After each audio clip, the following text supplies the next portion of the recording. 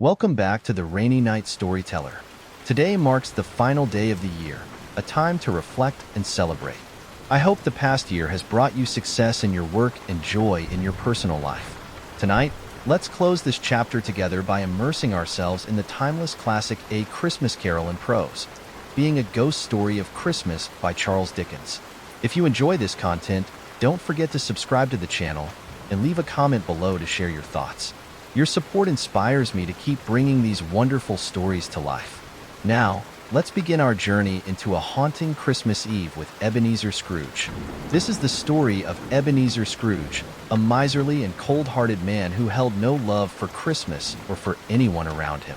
He lived in solitude, consumed by his obsession with wealth. But one extraordinary Christmas Eve, he is visited by ghostly spirits who take him on a journey that will change his life forever. Join me as we uncover this emotional tale, a story where even the coldest heart can be warmed by kindness and compassion. Our journey begins in an old, dimly lit office in London, where the winter chill is no match for the icy soul of Scrooge. Stave 1. Marley's Ghost. Marley was dead, to begin with. There is no doubt whatever about that. The register of his burial was signed by the clergyman, the clerk, the undertaker, and the chief mourner. Scrooge signed it, and Scrooge's name was good upon change for anything he chose to put his hand to. Old Marley was as dead as a doornail. Mind, I don't mean to say that I know, of my own knowledge, what there is particularly dead about a doornail. I might have been inclined myself to regard a coffin nail as the deadest piece of ironmongery in the trade. But the wisdom of our ancestors is in the simile, and my unhallowed hands shall not disturb it, or the country's done for. You will therefore permit me to repeat, emphatically, that Marley was as dead as a doornail. Scrooge knew he was dead? Of course he did. How could it be otherwise? Scrooge and he were partners for I don't know how many years. Scrooge was his sole executor, his sole administrator, his sole assign, his sole residuary legatee, his sole friend, and sole mourner. And even Scrooge was not so dreadfully cut up by the sad event, but that he was an excellent man of business on the very day of the funeral, and solemnized it with an undoubted bargain. The mention of Marley's funeral brings me back to the point I started from. There is no doubt that Marley was dead. This must be distinctly understood, or nothing wonderful can come of the story I am going to relate. If we were not perfectly convinced that Hamlet's father died before the play began, there would be nothing more remarkable in his taking a stroll at night, in an easterly wind, upon his own ramparts, than there would be in any other middle-aged gentleman rashly turning out after dark in a breezy spot, say St. Paul's churchyard for instance, literally to astonish his son's weak mind. Scrooge never painted out old Marley's name. There it stood, years afterwards, above the warehouse door. Scrooge and Marley. The firm was known as Scrooge and Marley. Sometimes people new to the business called Scrooge, and sometimes Marley, but he answered to both names. It was all the same to him. Oh, but he was a tight-fisted hand at the grindstone, Scrooge. A squeezing, wrenching, grasping, scraping, clutching, covetous, old sinner, hard and sharp as flint, from which no steel had ever struck out generous fire. Secret and self-contained and solitary as an oyster. The cold within him froze his old features, nipped his pointed nose, shriveled his cheek, stiffened his gait, made his eyes red, his thin lips blue, and spoke out shrewdly in his grating voice. A frosty rime was on his head, and on his eyebrows, and his wiry chin. He carried his own low temperature always about with him. He iced his office in the dog days, and didn't thaw at 1 degree at Christmas. External heat and cold had little influence on Scrooge. No warmth could warm, no wintry weather chill him. No wind that blew was bitterer than he. No falling snow was more intent upon its purpose. No pelting rain less open to entreaty. Foul weather didn't know where to have him. The heaviest rain and snow and hail and sleet could boast of the advantage over him in only one respect. They often came down handsomely, and Scrooge never did. Nobody ever stopped him in the street to say, with gladsome looks, "My dear Scrooge, how are you? When will you come to see me?" No beggars implored him to bestow a trifle. No children asked him what it was o'clock. No man or woman ever once in all his life inquired the way to such and such a place of Scrooge. Even the blind men's dogs appeared to know him, and when they saw him coming on, would tug their owners into doorways and up courts, and then would wag their tails as though they said, "No eye at all is better than an evil eye, dark master." But what did Scrooge care? It was the very thing he liked. To edge his way along the crowded paths of life, warning all human sympathy to keep its distance, was what the knowing ones call nuts to Scrooge. Once upon a time, of all the good days in the year, on Christmas Eve, old Scrooge sat busy in his counting house. It was cold, bleak, biting weather, foggy withal, and he could hear the people in the court outside go wheezing up and down, beating their hands upon their breasts and stamping their feet upon the pavement stones to warm them. The city clocks had only just gone 3, but it was quite dark already. It had not been light all day, and candles were flaring in the windows of the neighboring offices, like ruddy smears upon the palpable brown air. The fog came pouring in at every chink and keyhole, and was so dense without that although the court was of the narrowest, the houses opposite were mere phantoms. To see the dingy cloud come drooping down, obscuring everything, one might have thought that nature lived hard by and was brewing on a large scale. The door of Scrooge's counting house was open that he might keep his eye upon his clerk, who in a dismal little cell beyond, a sort of tank, was copying letters. Scrooge had a very small fire, but the clerk's fire was so very much smaller that it looked like one coal. But he couldn't replenish it, for Scrooge kept the coal box in his own room. And so surely as the clerk came in with the shovel, the master predicted that it would be necessary for them to part. Wherefore the clerk put on his white comforter and tried to warm himself at the candle, in which effort, not being a man of a strong imagination, he failed.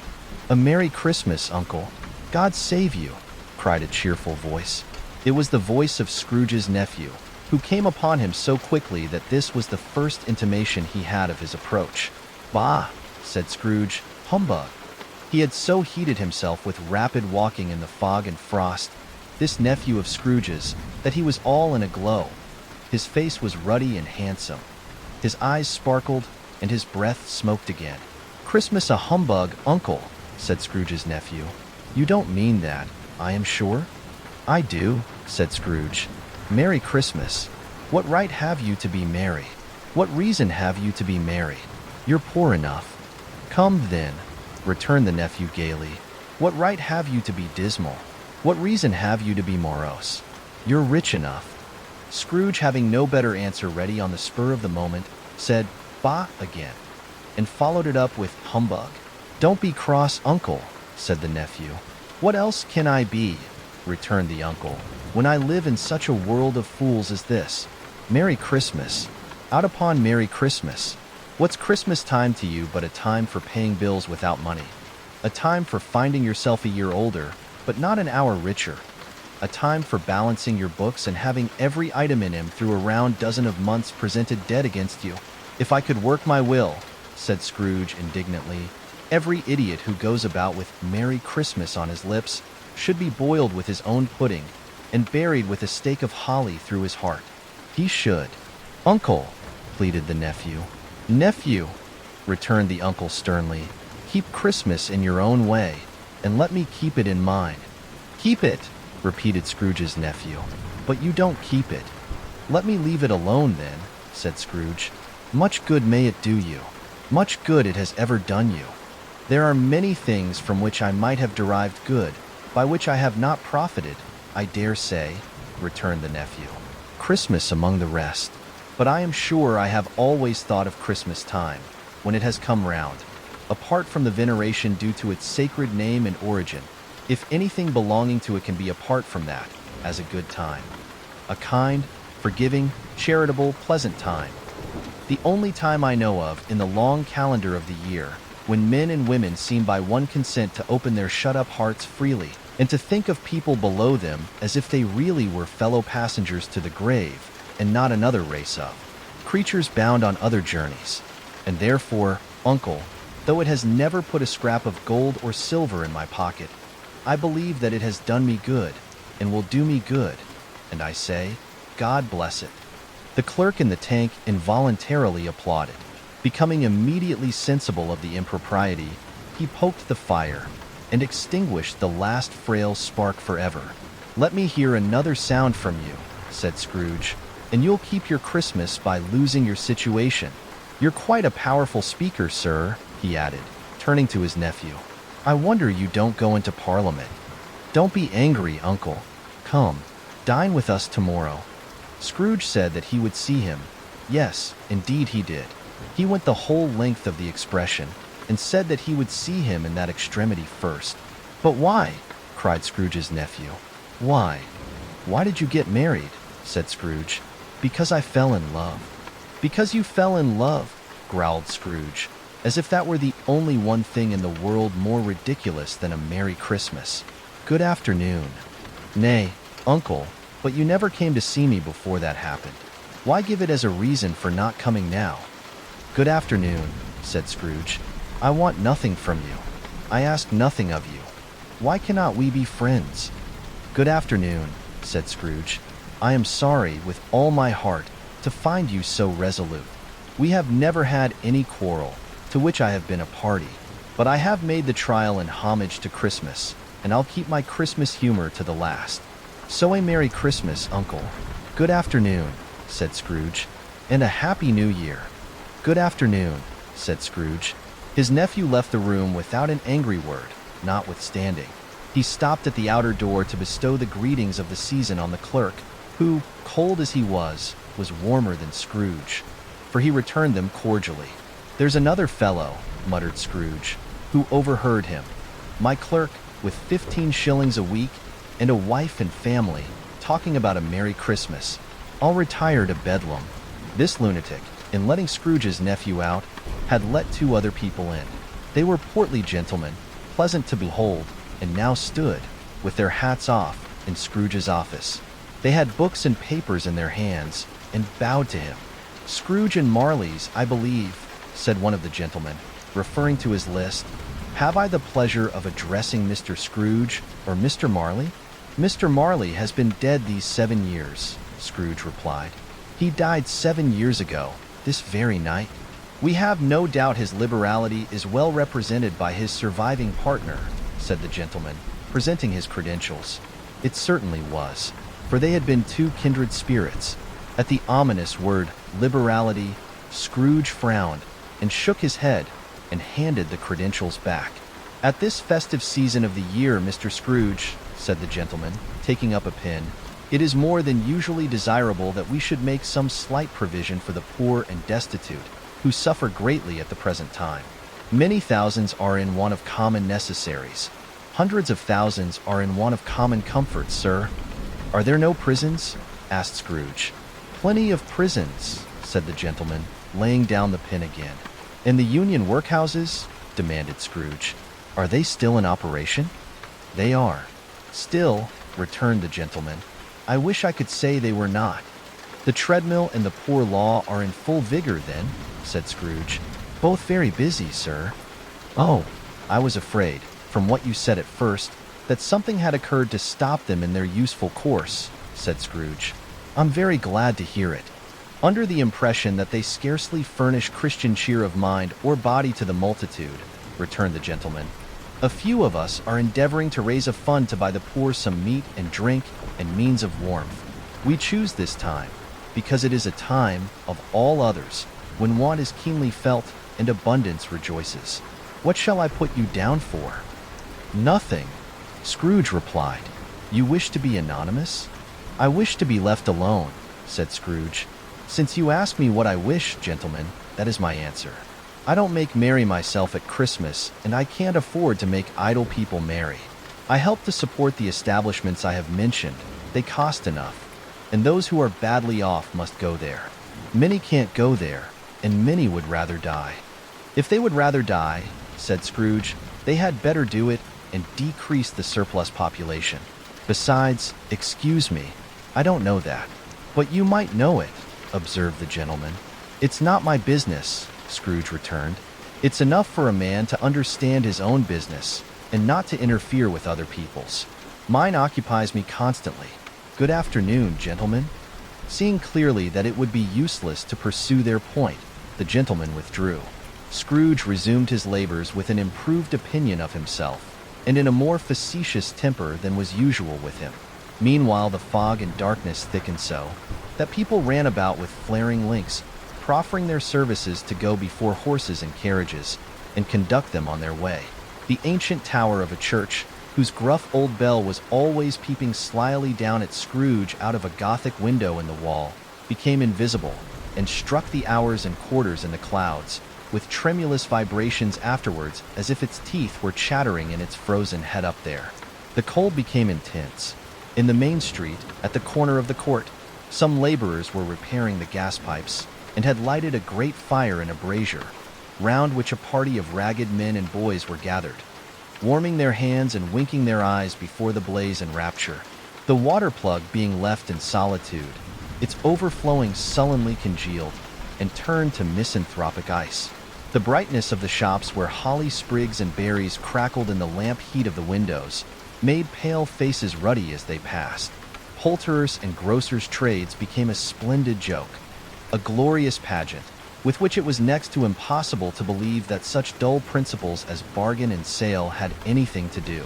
The Lord Mayor, in the stronghold of the mighty mansion house, gave orders to his 50 cooks and butlers to keep Christmas as a Lord Mayor's household should, and even the little tailor, whom he had fined 5 shillings on the previous Monday for being drunk and bloodthirsty in the streets, stirred up tomorrow's pudding in his garret, while his lean wife and the baby sallied out to buy the beef.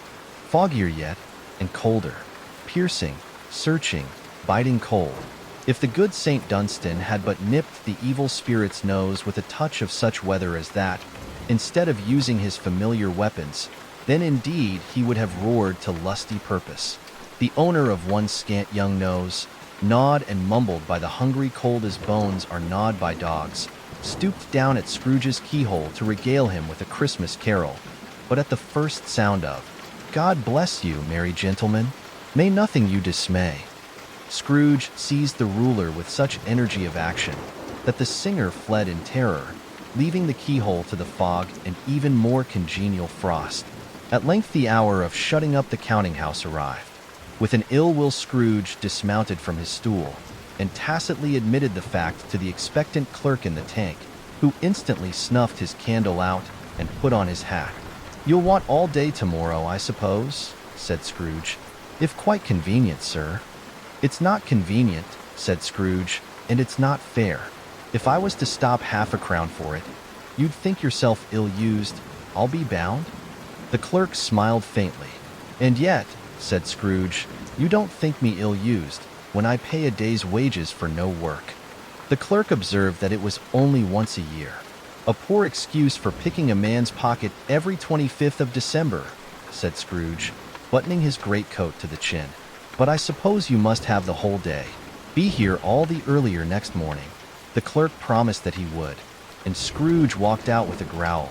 The office was closed in a twinkling, and the clerk, with the long ends of his white comforter dangling below his waist, for he boasted no greatcoat, went down a slide on Cornhill, at the end of a lane of boys, 20 times, in honor of its being Christmas Eve, and then ran home to Camden Town as hard as he could pelt to play at blind man's buff. Scrooge took his melancholy dinner in his usual melancholy tavern, and having read all the newspapers and beguiled the rest of the evening with his banker's book, went home to bed. He lived in chambers which had once belonged to his deceased partner. They were a gloomy suite of rooms in a lowering pile of building up a yard, where it had so little business to be that one could scarcely help fancying it must have run there when it was a young house, playing at hide-and-seek with other houses, and forgotten the way out again. It was old enough now, and dreary enough, for nobody lived in it but Scrooge, the other rooms being all let out as offices. The yard was so dark that even Scrooge, who knew its every stone, was fain to grope with his hands. The fog and frost so hung about the black old gateway of the house that it seemed as if the genius of the weather sat in mournful meditation on the threshold. Now, it is a fact that there was nothing at all particular about the knocker on the door, except that it was very large. It is also a fact that Scrooge had seen it night and morning during his whole residence in that place. Also that Scrooge had as little of what is called fancy about him as any man in the city of London, even including, which is a bold word, the corporation, alderman, and livery. Let it also be borne in mind that Scrooge had not bestowed one thought on Marley since his last mention of his 7 years dead partner that afternoon. And then let any man explain to me, if he can, how it happened that Scrooge, having his key in the lock of the door, saw in the knocker, without its undergoing any intermediate process of change, not a knocker, but Marley's face. Marley's face.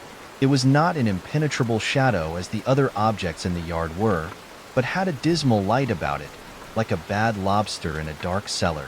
It was not angry or ferocious, but looked at Scrooge as Marley used to look, with ghostly spectacles turned up on its ghostly forehead. The hair was curiously stirred, as if by breath or hot air. And, though the eyes were wide open, they were perfectly motionless. That, and its livid color, made it horrible. But its horror seemed to be in spite of the face and beyond its control, rather than a part of its own expression. As Scrooge looked fixedly at this phenomenon, it was a knocker again. To say that he was not startled, or that his blood was not conscious of a terrible sensation to which it had been a stranger from infancy, would be untrue. But he put his hand upon the key he had relinquished, turned it sturdily, walked in, and lighted his candle. He did pause, with a moment's irresolution, before he shut the door. And he did look cautiously behind it first, as if he half expected to be terrified with the sight of Marley's pigtail sticking out into the hall.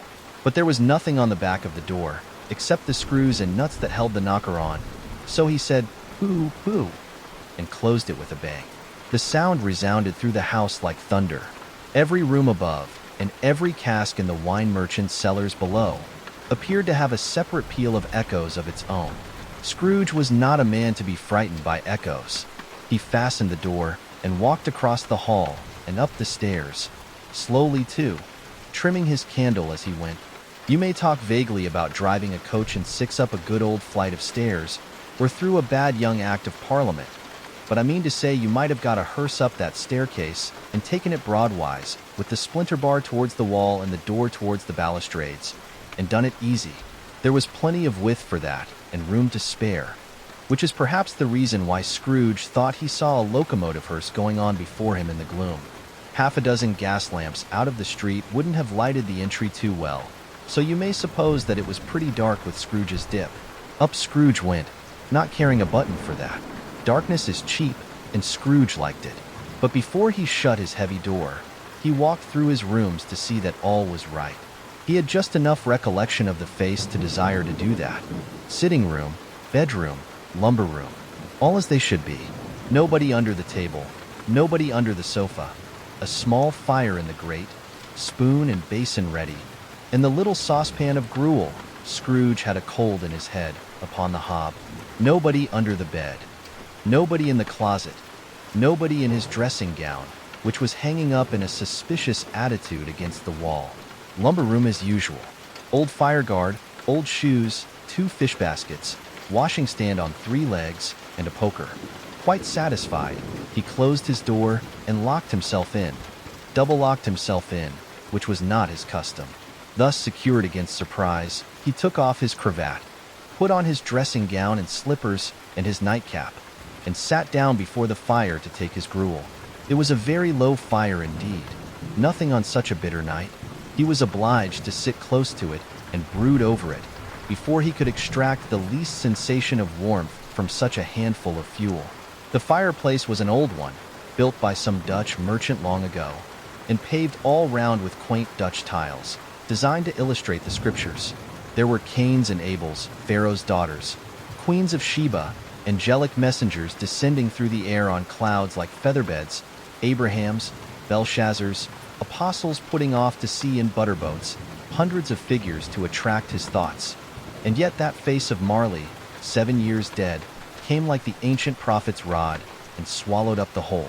If each smooth tile had been a blank at first, with power to shape some picture on its surface from the disjointed fragments of his thoughts, there would have been a copy of old Marley's head on every one. "Humbug," said Scrooge, and walked across the room. After several turns, he sat down again. As he threw his head back in the chair, His glance happened to rest upon a bell, a disused bell, that hung in the room, and communicated for some purpose now forgotten with a chamber in the highest story of the building. It was with great astonishment, and with a strange, inexplicable dread, that as he looked, he saw this bell begin to swing. It swung so softly in the outset that it scarcely made a sound, but soon it rang out loudly, and so did every bell in the house. This might have lasted half a minute or a minute, but it seemed an hour. The bells ceased as they had begun, together. They were succeeded by a clanking noise deep down below, as if some person were dragging a heavy chain over the casks in the wine merchant's cellar. Scrooge then remembered to have heard that ghosts in haunted houses were described as dragging chains. The cellar door flew open with a booming sound, and then he heard the noise much louder, on the floors below, then coming up the stairs, then coming straight towards his door. "It's humbug still," said Scrooge. "I won't believe it." His color changed, though, when, without a pause, it came on through the heavy door, and passed into the room before his eyes. Upon its coming in, the dying flame leaped up as though it cried, "I know him, Marley's ghost," and fell again. The same face, the very same. Marley in his pigtail, usual waistcoat, tights, and boots. The tassels on the latter bristling, like his pigtail, and his coat skirts, and the hair upon his head. The chain he drew was clasped about his middle. It was long, and wound about him like a tail. And it was made, for Scrooge observed it closely, of cash boxes, keys, padlocks, ledgers, deeds, and heavy purses wrought in steel. His body was transparent, so that Scrooge, observing him, and looking through his waistcoat, could see the 2 buttons on his coat behind. Scrooge had often heard it said that Marley had no bowels, but he had never believed it until now. No, nor did he believe it even now, though he looked the phantom through and through, and saw it standing before him. Though he felt the chilling influence of its death-cold eyes, and marked the very texture of the folded kerchief bound about its head and chin, which wrapper he had not observed before, he was still incredulous and fought against his senses. "How now?" said Scrooge, caustic and cold as ever. "What do you want with me?" "Much." Marley's voice, no doubt about it. "Who are you?" "Ask me who I was." "Who were you then?" said Scrooge, raising his voice. "You're particular, for a shade." He was going to say to a shade, but substituted this, as more appropriate. "In life I was your partner, Jacob Marley. Can you sit down?" asked Scrooge, looking doubtfully at him. "I can." "Do it, then." Scrooge asked the question because he didn't know whether a ghost so transparent might find himself in a condition to take a chair, and felt that in the event of its being impossible, it might involve the necessity of an embarrassing explanation. But the ghost sat down on the opposite side of the fireplace, as if he were quite used to it. "You don't believe in me," observed the ghost. "I don't," said Scrooge. "What evidence would you have of my reality beyond that of your senses?" "I don't know," said Scrooge. "Why do you doubt your senses?" "Because," said Scrooge, "a little thing affects them. A slight disorder of the stomach makes them cheats. You may be an undigested bit of beef, a blot of mustard, a crumb of cheese, a fragment of an underdone potato. There's more of gravy than of grave about you, whatever you are." Scrooge was not much in the habit of cracking jokes, nor did he feel in his heart by any means waggish then. The truth is that he tried to be smart as a means of distracting his own attention and keeping down his terror, for the specter's voice disturbed the very marrow in his bones. To sit, staring at those fixed glazed eyes, in silence for a moment, would play, Scrooge felt, the very deuce with him. There was something very awful, too, in the specter's being provided with an infernal atmosphere of its own. Scrooge could not feel it himself, but this was clearly the case. For though the ghost sat perfectly motionless, its hair and skirts and tassels were still agitated as by the hot vapor from an oven. "You see this toothpick?" said Scrooge, returning quickly to the charge, for the reason just assigned, and wishing, though it were only for a second, to divert the vision's stony gaze from himself. "I do," replied the ghost. "You are not looking at it," said Scrooge. "But I see it," said the ghost, "notwithstanding." "Well," returned Scrooge. "I have but to swallow this, and be for the rest of my days persecuted by a legion of goblins, all of my own creation. Humbug, I tell you, humbug!" At this the spirit raised a frightful cry, and shook its chain with such a dismal and appalling noise that Scrooge held on tight to his chair to save himself from falling in a swoon. But how much greater was his horror when the phantom, taking off the bandage round its head, as if it were too warm to wear indoors, its lower jaw dropped down upon its breast. Scrooge fell upon his knees and clasped his hands before his face. "Mercy," he said, "dreadful apparition, why do you trouble me?" "Man of the worldly mind," replied the ghost, "do you believe in me or not?" "I do," said Scrooge. "I must. But why do spirits walk the earth, and why do they come to me?" "It is required of every man," the ghost returned, "that the spirit within him should walk abroad among his fellow men, and travel far and wide. And if that spirit goes not forth in life, it is condemned to do so after death. It is doomed to wander through the world. Oh, woe is me! And witness what it cannot share, but might have shared on earth and turned to happiness." Again the specter raised a cry, and shook its chain and wrung its shadowy hands. "You are fettered," said Scrooge, trembling. "Tell me why." "I wear the chain I forged in life," replied the ghost. "I made it link by link and yard by yard. I girded it on of my own free will, and of my own free will I wore it. Is its pattern strange to you?" Scrooge trembled more and more. "Or would you know," pursued the ghost, "the weight and length of the strong coil you bear yourself? It was full as heavy and as long as this 7 Christmas Eves ago. You have labored on it since. It is a ponderous chain." Scrooge glanced about him on the floor, in the expectation of finding himself surrounded by some 50 or 60 fathoms of iron cable, but he could see nothing. "Jacob," he said, imploringly, "old Jacob Marley, tell me more. Speak comfort to me, Jacob." "I have none to give," the ghost replied. "It comes from other regions, Ebenezer Scrooge, and is conveyed by other ministers to other kinds of men. Nor can I tell you what I would. A very little more is all permitted to me. I cannot rest, I cannot stay, I cannot linger anywhere. My spirit never walked beyond our counting house. Mark me, in life my spirit never roved beyond the narrow limits of our money-changing hole, and weary journeys lie before me." It was a habit with Scrooge, whenever he became thoughtful, to put his hands in his breeches pockets. Pondering on what the ghost had said, he did so now, but without lifting up his eyes or getting off his knees. "You must have been very slow about it, Jacob," Scrooge observed, in a businesslike manner, though with humility and deference. "Slow," the ghost repeated. 7 years dead," mused Scrooge, "and traveling all the time." "The whole time," said the ghost. "No rest, no peace, incessant torture of remorse." "You travel fast?" said Scrooge. "On the wings of the wind," replied the ghost. "You might have got over a great quantity of ground in 7 years," said Scrooge.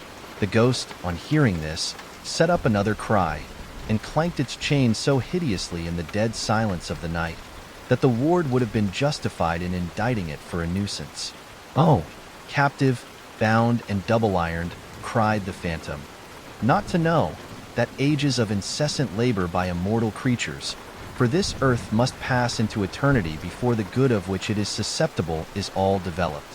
Not to know that any Christian spirit working kindly in its little sphere, whatever it may be, will find its mortal life too short for its vast means of usefulness. Not to know that no space of regret can make amends for one life's opportunity misused. Yet such was I. Oh, such was I." "But you were always a good man of business, Jacob," faltered Scrooge, who now began to apply this to himself. "Business!" cried the ghost, wringing its hands again. "Mankind was my business. The common welfare was my business. Charity, mercy, forbearance, and benevolence were all my business. The dealings of my trade were but a drop of water in the comprehensive ocean of my business. It held up its chain at arm's length, as if that were the cause of all its unavailing grief, and flung it heavily upon the ground again. At this time of the rolling year," the spectre said, "I suffer most. Why did I walk through crowds of fellow beings with my eyes turned down, and never raise them to that blessed star which led the wise men to a poor abode? Were there no poor homes to which its light would have conducted me? Scrooge was very much dismayed to hear the spectre going on at this rate, and began to quake exceedingly. "Hear me," cried the ghost. "My time is nearly gone." "I will," said Scrooge, "but don't be hard upon me. Don't be flowery, Jacob. Pray. How it is that I appear before you in a shape that you can see, I may not tell. I have sat invisible beside you many and many a day. It was not an agreeable idea." Scrooge shivered, and wiped the perspiration from his brow. "That is no light part of my penance," pursued the ghost. "I am here tonight to warn you that you have yet a chance and hope of escaping my fate. A chance and hope of my procuring Ebenezer." "You were always a good friend to me," said Scrooge. "Thank ye. You will be haunted," resumed the ghost, "by 3 spirits." Scrooge's countenance fell almost as low as the ghost had done. "Is that the chance and hope you mentioned, Jacob?" he demanded, in a faltering voice. "It is." I think I'd rather not," said Scrooge. "Without their visits," said the ghost, "you cannot hope to shun the path I tread. Expect the first tomorrow, when the bell tolls 1. "Couldn't I take him all at once and have it over, Jacob?" hinted Scrooge. "Expect the second on the next night at the same hour. The third upon the next night when the last stroke of 12 has ceased to vibrate. Look to see me no more, and look that, for your own sake, you remember what has passed between us." When it had said these words, the spectre took its wrapper from the table and bound it round its head, as before. Scrooge knew this by the smart sound its teeth made when the jaws were brought together by the bandage. He ventured to raise his eyes again, and found his supernatural visitor confronting him in an erect attitude, with its chain wound over and about its arm. The apparition walked backward from him, and at every step it took, the window raised itself a little, so that when the spectre reached it, it was wide open. It beckoned Scrooge to approach, which he did. When they were within 2 paces of each other, Marley's ghost held up its hand, warning him to come no nearer. Scrooge stopped, not so much in obedience as in surprise and fear.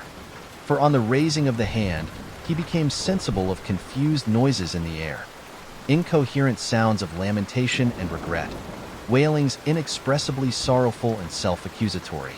The spectre, after listening for a moment, joined in the mournful dirge, and floated out upon the bleak, dark night. Scrooge followed to the window, desperate in his curiosity. He looked out. The air was filled with phantoms, wandering hither and thither in restless haste, and moaning as they went. Every one of them wore chains like Marley's ghost. Some few, they might be guilty governments, were linked together. None were free. Many had been personally known to Scrooge in their lives. He had been quite familiar with one old ghost, in a white waistcoat, with a monstrous iron safe attached to its ankle, who cried piteously at being unable to assist a wretched woman with an infant, whom it saw below, upon a doorstep. The misery with them all was, clearly, that they sought to interfere, for good, in human matters, and had lost the power forever. Whether these creatures faded into mist, or mist enshrouded them, he could not tell. But they and their spirit voices faded together, and the night became as it had been when he walked home. Scrooge closed the window and examined the door by which the ghost had entered. It was double-locked, as he had locked it with his own hands, and the bolts were undisturbed. He tried to say humbug, but stopped at the first syllable, and being, from the emotion he had undergone, or the fatigues of the day, or his glimpse of the invisible world, or the dull conversation of the ghost, or the lateness of the hour, much in need of repose, went straight to bed without undressing and fell asleep upon the instant. Stave 2. The first of the 3 spirits. When Scrooge awoke, it was so dark that looking out of bed, he could scarcely distinguish the transparent window from the opaque walls of his chamber. He was endeavoring to pierce the darkness with his ferret eyes, when the chimes of a neighboring church struck the 4 quarters. So he listened for the hour. To his great astonishment, the heavy bell went on from 6 to 7, and from 7 to 8, and regularly up to 12, then stopped. 12. It was past 2 when he went to bed. The clock was wrong. An icicle must have got into the works. 12. He touched the spring of his repeater to correct this most preposterous clock. Its rapid little pulse beat 12 and stopped. "Why, it isn't possible," said Scrooge, "that I can have slept through a whole day and far into another night. It isn't possible that anything has happened to the sun, and this is 12 at noon." The idea being an alarming one, he scrambled out of bed and groped his way to the window. He was obliged to rub the frost off with the sleeve of his dressing gown before he could see anything, and could see very little then. All he could make out was that it was still very foggy and extremely cold, and that there was no noise of people running to and fro and making a great stir, as there unquestionably would have been if night had beaten off bright day and taken possession of the world. This was a great relief, because 3 days after sight of this first of exchange pay to Mr. Ebenezer Scrooge or his order, and so forth, would have become a mere United States security if there were no days to count by. Scrooge went to bed again and thought and thought and thought it over and over and over, and could make nothing of it. The more he thought, the more perplexed he was, and the more he endeavored not to think, the more he thought. Marley's ghost bothered him exceedingly. Every time he resolved within himself, after mature inquiry, that it was all a dream, his mind flew back again, like a strong spring released, to its first position, and presented the same problem to be worked all through. Was it a dream or not? Scrooge lay in this state until the chime had gone 3/4 more, when he remembered, on a sudden, that the ghost had warned him of a visitation when the bell tolled one. He resolved to lie awake until the hour was past, and, considering that he could no more go to sleep than go to heaven, this was perhaps the wisest resolution in his power. The quarter was so long that he was more than once convinced he must have sunk into a doze unconsciously and missed the clock. At length it broke upon his listening ear. Ding dong. "A quarter past," said Scrooge, counting. "Ding dong." "Half past," said Scrooge. "Ding dong." "A quarter to it," said Scrooge. "Ding dong." "The hour itself," said Scrooge triumphantly, "and nothing else." He spoke before the hour bell sounded, which it now did with a deep, dull, hollow, melancholy one. Light flashed up in the room upon the instant, and the curtains of his bed were drawn. The curtains of his bed were drawn aside, I tell you, by a hand. Not the curtains at his feet, nor the curtains at his back, but those to which his face was addressed. The curtains of his bed were drawn aside, and Scrooge, starting up into a half-recumbent attitude, found himself face to face with the unearthly visitor who drew them. As close to it as I am now to you, and I am standing in the spirit at your elbow. It was a strange figure, like a child. Yet not so like a child as like an old man, viewed through some supernatural medium, which gave him the appearance of having receded from the view, and being diminished to a child's proportions. Its hair, which hung about its neck and down its back, was white as if with age, and yet the face had not a wrinkle in it, and the tenderest bloom was on the skin. The arms were very long and muscular, the hands the same, as if its hold were of uncommon strength. Its legs and feet, most delicately formed, were, like those upper members, bare. It wore a tunic of the purest white, and round its waist was bound a lustrous belt, the sheen of which was beautiful. It held a branch of fresh green holly in its hand, and, in singular contradiction of that wintry emblem, had its dress trimmed with summer flowers. But the strangest thing about it was, that from the crown of its head there sprung a bright clear jet of light, by which all this was visible, and which was doubtless the occasion of its using, in its duller moments, a great extinguisher for a cap, which it now held under its arm. Even this, though, when Scrooge looked at it with increasing steadiness, was not its strangest quality.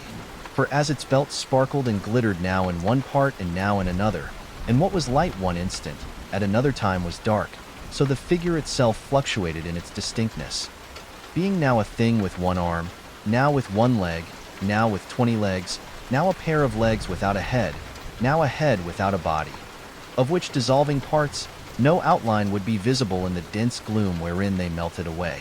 And in the very wonder of this, it would be itself again, distinct and clear as ever.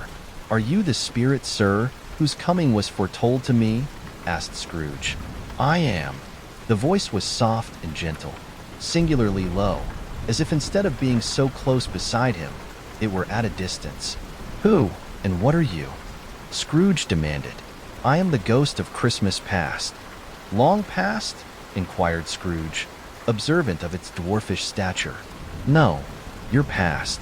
Perhaps Scrooge could not have told anybody why, if anybody could have asked him, but he had a special desire to see the spirit in his cap, and begged him to be covered.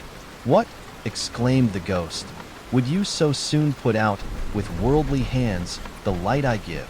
Is it not enough that you are one of those whose passions made this cap, and force me through whole trains of years to wear it low upon my brow?" Scrooge reverently disclaimed all intention to offend or any knowledge of having willfully bonnet the spirit at any period of his life. He then made bold to inquire what business brought him there. "Your welfare," said the ghost. Scrooge expressed himself much obliged, but could not help thinking that a night of unbroken rest would have been more conducive to that end. The spirit must have heard him thinking, for it said immediately, "Your reclamation, then. Take heed." It put out its strong hand as it spoke, and clasped him gently by the arm. "Rise, and walk with me." It would have been in vain for Scrooge to plead that the weather and the hour were not adapted to pedestrian purposes, that bed was warm, and the thermometer a long way below freezing, that he was clad but lightly in his slippers, dressing gown, and nightcap, and that he had a cold upon him at that time. The grasp, though gentle as a woman's hand, was not to be resisted.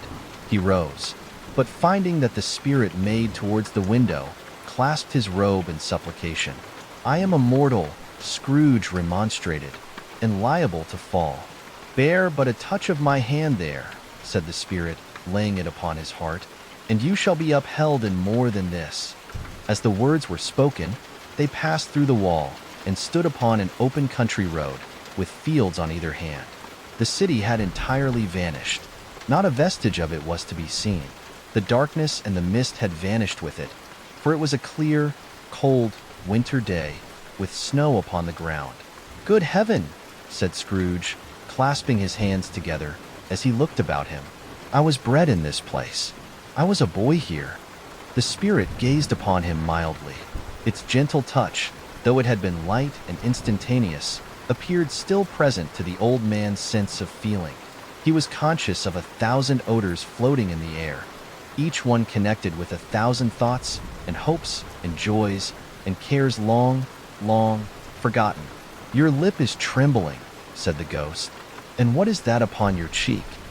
Scrooge muttered, with an unusual catching in his voice, that it was a pimple, and begged the ghost to lead him where he would. "You recollect the way?" inquired the spirit. "Remember it!" cried Scrooge with fervor. "I could walk it blindfold." "Strange to have forgotten it for so many years," observed the ghost. "Let us go on." They walked along the road, Scrooge recognizing every gate and post and tree, until a little market town appeared in the distance, with its bridge, its church, and winding river. Some shaggy ponies now were seen trotting towards them with boys upon their backs, who called to other boys in country gigs and carts, driven by farmers. All these boys were in great spirits and shouted to each other, until the broad fields were so full of merry music that the crisp air laughed to hear it. "These are but shadows of the things that have been," said the ghost. "They have no consciousness of us." The jocund travelers came on, and as they came, Scrooge knew and named them everyone. Why was he rejoiced beyond all bounds to see them? Why did his cold eye glisten, and his heart leap up as they went past? Why was he filled with gladness when he heard them give each other Merry Christmas, as they parted at crossroads and byways, for their several homes? What was Merry Christmas to Scrooge? Out upon Merry Christmas, what good had it ever done to him? "The school is not quite deserted," said the ghost. "A solitary child, neglected by his friends, is left there still." Scrooge said he knew it, and he sobbed. They left the high road, by a well-remembered lane, and soon approached a mansion of dull red brick, with a little weathercocker-mounted cupola on the roof and a bell hanging in it. It was a large house, but one of broken fortunes. For the spacious offices were little used, their walls were damp and mossy, their windows broken, and their gates decayed. Fowls clucked and strutted in the stables, and the coach houses and sheds were overrun with grass. Nor was it more retentive of its ancient state within. For entering the dreary hall and glancing through the open doors of many rooms, they found them poorly furnished, cold, and vast. There was an earthy savor in the air, a chilly bareness in the place, which associated itself somehow with too much getting up by candlelight and not too much to eat. They went, the ghost and Scrooge, across the hall to a door at the back of the house. It opened before them and disclosed a long, bare, melancholy room, made barer still by lines of plain deal forms and desks. At one of these a lonely boy was reading near a feeble fire, and Scrooge sat down upon a form and wept to see his poor forgotten self as he used to be. Not a latent echo in the house, not a squeak and scuffle from the mice behind the paneling, not a drip from the half-thawed waterspout in the dull yard behind, not a sigh among the leafless boughs of one despondent poplar, not the idle swinging of an empty storehouse door, no, not a clicking in the fire, but fell upon the heart of Scrooge with a softening influence and gave a freer passage to his tears. The spirit touched him on the arm and pointed to his younger self, intent upon his reading. Suddenly a man, in foreign garments, wonderfully real and distinct to look at, stood outside the window with an axe stuck in his belt and leading by the bridle an ass laden with wood. "Why, it's Ali Baba!" Scrooge exclaimed in ecstasy. "It's dear old honest Ali Baba. Yes, yes, I know. One Christmas time, when yonder solitary child was left here all alone, he did come, for the first time, just like that. Poor boy. And Valentine," said Scrooge, "and his wild brother, Orson, there they go. And what's his name, who was put down in his drawers, asleep, at the gate of Damascus? Don't you see him? And the Sultan's groom turned upside down by the genii. There he is upon his head. Serve him right. I'm glad of it. What business had he to be married to the princess?" To hear Scrooge expending all the earnestness of his nature on such subjects, in a most extraordinary voice between laughing and crying, and to see his heightened and excited face, would have been a surprise to his business friends in the city, indeed. "There's the parrot," cried Scrooge, "green body and yellow tail, with a thing like a lettuce growing out of the top of his head. There he is. Poor Robin Crusoe, he called him, when he came home again after sailing round the island. Poor Robin Crusoe, where have you been, Robin Crusoe?" The man thought he was dreaming, but he wasn't. It was the parrot, you know. There goes Friday, running for his life to the little creek. Hullo, hoop, halloo. Then, with a rapidity of transition very foreign to his usual character, he said, in pity for his former self, "Poor boy," and cried again.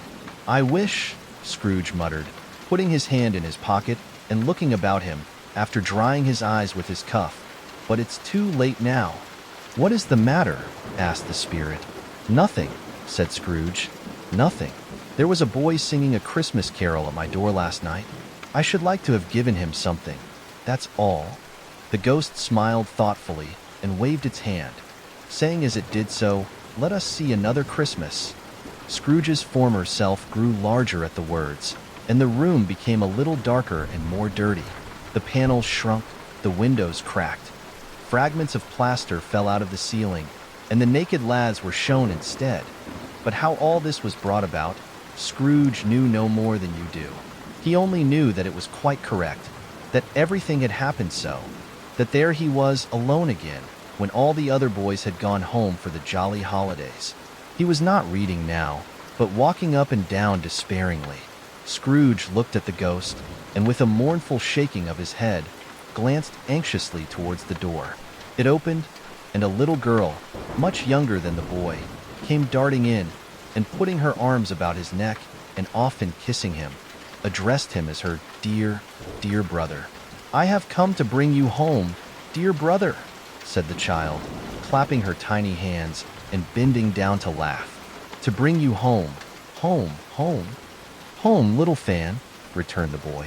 "Yes," said the child, brimful of glee. "Home, for good and all. Home, forever and ever. Father is so much kinder than he used to be. That home's like heaven. He spoke so gently to me one dear night when I was going to bed that I was not afraid to ask him once more if you might come home. And he said yes, you should, and sent me in a coach to bring you. And you're to be a man, said the child, opening her eyes, and are never to come back here. But first, we're to be together all the Christmas long and have the merriest time in all the world. You are quite a woman, little Fan, exclaimed the boy.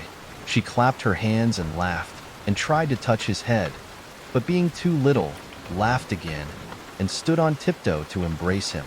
Then she began to drag him, in her childish eagerness, towards the door, and he, nothing loath to go, accompanied her.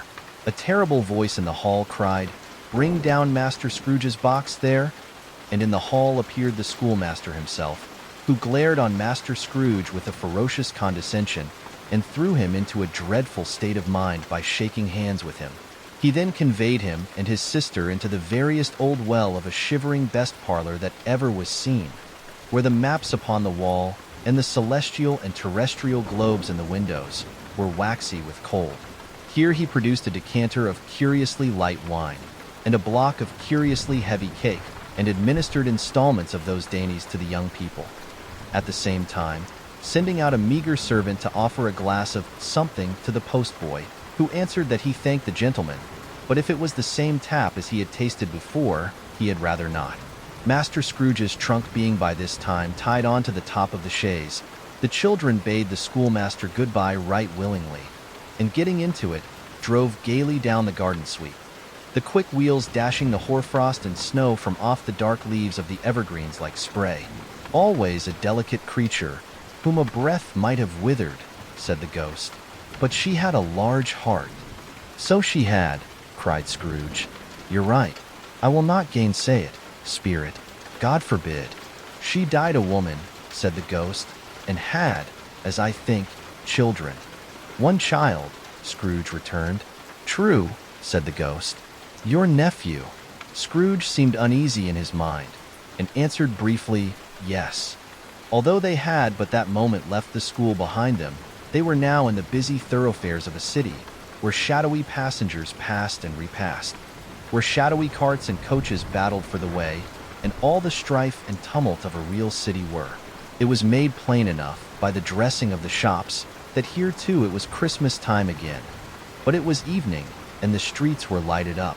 The ghost stopped at a certain warehouse door, and asked Scrooge if he knew it. Know it, said Scrooge. Was I apprenticed here? They went in, at sight of an old gentleman in a Welsh wig, sitting behind such a high desk, that if he had been 2 inches taller he must have knocked his head against the ceiling. Scrooge cried in great excitement. Why, it's old Fezziwig. Bless his heart. It's Fezziwig alive again. Old Fezziwig laid down his pen, and looked up at the clock, which pointed to the hour of 7. He rubbed his hands, adjusted his capacious waistcoat, laughed all over himself, from his shoes to his organ of benevolence, and called out in a comfortable, oily, rich, fat, jovial voice, Yo-ho there, Ebenezer, Dick. Scrooge's former self, now grown a young man, came briskly in, accompanied by his fellow prentice. Dick Wilkins, to be sure, said Scrooge to the ghost. Bless me, yes. There he is. He was very much attached to me, was Dick. Poor Dick. Dear, dear. Yo-ho, my boys, said Fezziwig. No more work tonight. Christmas Eve, Dick. Christmas, Ebenezer. Let's have the shutters up, cried old Fezziwig, with a sharp clap of his hands. Before a man can say Jack Robinson, you wouldn't believe how those 2 fellows went at it. They charged into the street with the shutters. 1, 2, 3. Had him up in their places. 4, 5, 6. Barred him and pinned him. 7, 8, 9. And came back before you could have got to 12, panting like racehorses. Hilly-ho! Cried old Fezziwig, skipping down from the high desk with wonderful agility. Clear away, my lads, and let's have lots of room here. Hilly-ho, Dick. Chirrup, Ebenezer. Clear away. There was nothing they wouldn't have cleared away, or couldn't have cleared away, with old Fezziwig looking on. It was done in a minute. Every movable was packed off, as if it were dismissed from public life forevermore. The floor was swept and watered, the lamps were trimmed, fuel was heaped upon the fire, and the warehouse was as snug and warm and dry and bright a ballroom as you would desire to see upon a winter's night. In came a fiddler with a music book, and went up to the lofty desk, and made an orchestra of it, and tuned like 50 stomach aches. In came Mrs. Fezziwig, one vast substantial smile. In came the 3 Miss Fezziwigs, beaming and lovable. In came the 6 young followers whose hearts they broke. In came all the young men and women employed in the business. In came the housemaid, with her cousin, the baker. In came the cook, with her brother's particular friend, the milkman. In came the boy from over the way, who was suspected of not having board enough from his master, trying to hide himself behind the girl from next door but one, who was proved to have had her ears pulled by her mistress. And they all came, one after another, some shyly, some boldly, some gracefully, some awkwardly, some pushing, some pulling. And they all came, anyhow and everyhow. Away they all went, 20 couple at once, hands half round and back again the other way, down the middle and up again, round and round in various stages of affectionate grouping. Old top couple always turning up in the wrong place. New top couple starting off again as soon as they got there. All top couples at last, and not a bottom one to help them. When this result was brought about, old Fezziwig, clapping his hands to stop the dance, cried out, "Well done!" And the fiddler plunged his hot face into a pot of porter, especially provided for that purpose. But scorning rest, upon his reappearance, he instantly began again, though there were no dancers yet, as if the other fiddler had been carried home, exhausted, on a shutter, and he were a brand new man resolved to beat him out of sight or perish. There were more dances, and there were forfeits, and more dances, and there was cake, and there was negus, and there was a great piece of cold roast, and there was a great piece of cold boiled, and there were mince pies and plenty of beer. But the great effect of the evening came after the roast and boiled, when the fiddler, an artful dog, mind, the sort of man who knew his business better than you or I could have told it him, struck up Sir Roger de Coverley. Then old Fezziwig stood out to dance with Mrs. Fezziwig, top couple too, with a good stiff piece of work cut out for them, 3 or 4 and 20 pair of partners, people who were not to be trifled with, people who would dance and had no notion of walking. But if they had been twice as many, 4 times, old Fezziwig would have been a match for them, and so would Mrs. Fezziwig. As to her, she was worthy to be his partner in every sense of the term. If that's not high praise, tell me higher, and I'll use it. A positive light appeared to issue from Fezziwig's calves. They shone in every part of the dance like moons. You couldn't have predicted at any given time what would have become of them next. And when old Fezziwig and Mrs. Fezziwig had gone all through the dance, advance and retire, both hands to your partner, bow and curtsy, corkscrew, thread the needle, and back again to your place, Fezziwig cut so deftly that he appeared to wink with his legs and came upon his feet again without a stagger. When the clock struck 11, this domestic ball broke up. Mr. and Mrs. Fezziwig took their stations, one on either side of the door, and shaking hands with every person individually as he or she went out, wished him or her a Merry Christmas. When everybody had retired but the 2 prentices, they did the same to them. And thus the cheerful voices died away, and the lads were left to their beds, which were under a counter in the back shop. During the whole of this time, Scrooge had acted like a man out of his wits. His heart and soul were in the scene, and with his former self. He corroborated everything, remembered everything, enjoyed everything, and underwent the strangest agitation. It was not until now, when the bright faces of his former self and Dick were turned from them, that he remembered the ghost, and became conscious that it was looking full upon him, while the light upon its head burnt very clear. "A small matter," said the ghost, "to make these silly folks so full of gratitude." "Small," echoed Scrooge. The spirit signed to him to listen to the 2 apprentices, who were pouring out their hearts in praise of Fezziwig, and when he had done so, said, "Why, is it not? He has spent but a few pounds of your mortal money, 3 or 4 perhaps. Is that so much that he deserves this praise?" "It isn't that," said Scrooge, heated by the remark, and speaking unconsciously like his former, not his latter, self. It isn't that, Spirit. He has the power to render us happy or unhappy, to make our service light or burdensome, a pleasure or a toil. Say that his power lies in words and looks, in things so slight and insignificant that it is impossible to add and count him up. What then? The happiness he gives is quite as great as if it cost a fortune.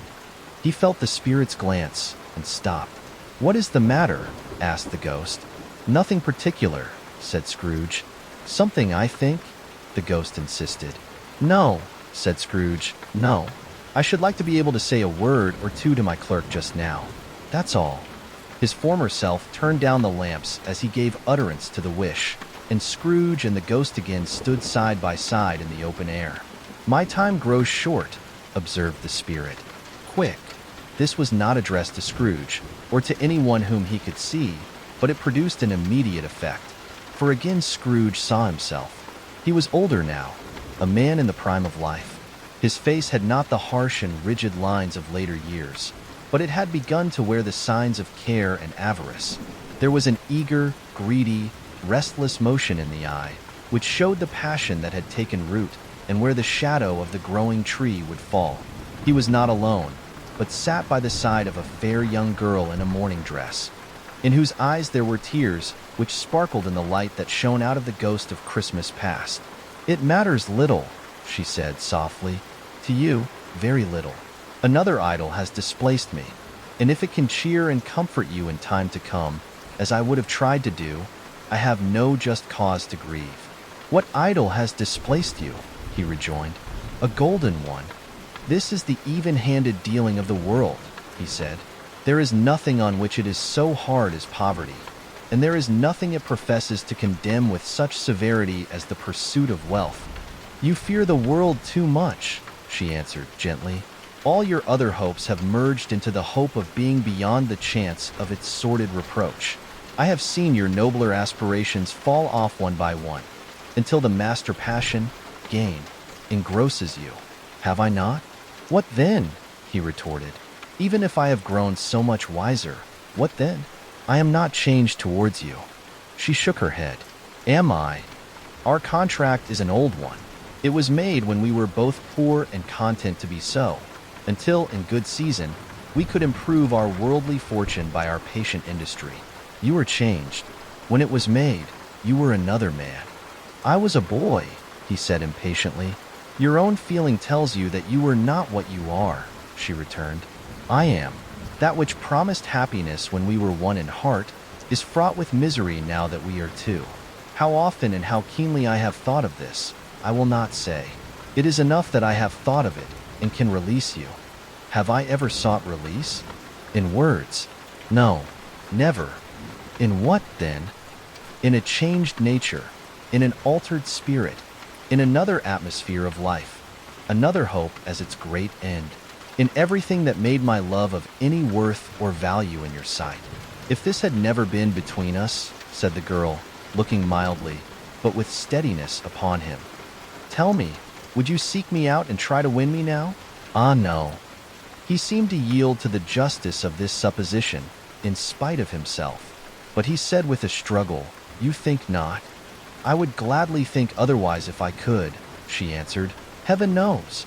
When I have learned a truth like this, I know how strong and irresistible it must be. But if you were free today, tomorrow, yesterday, can even I believe that you would choose a dowerless girl? You who, in your very confidence with her, weigh everything by gain.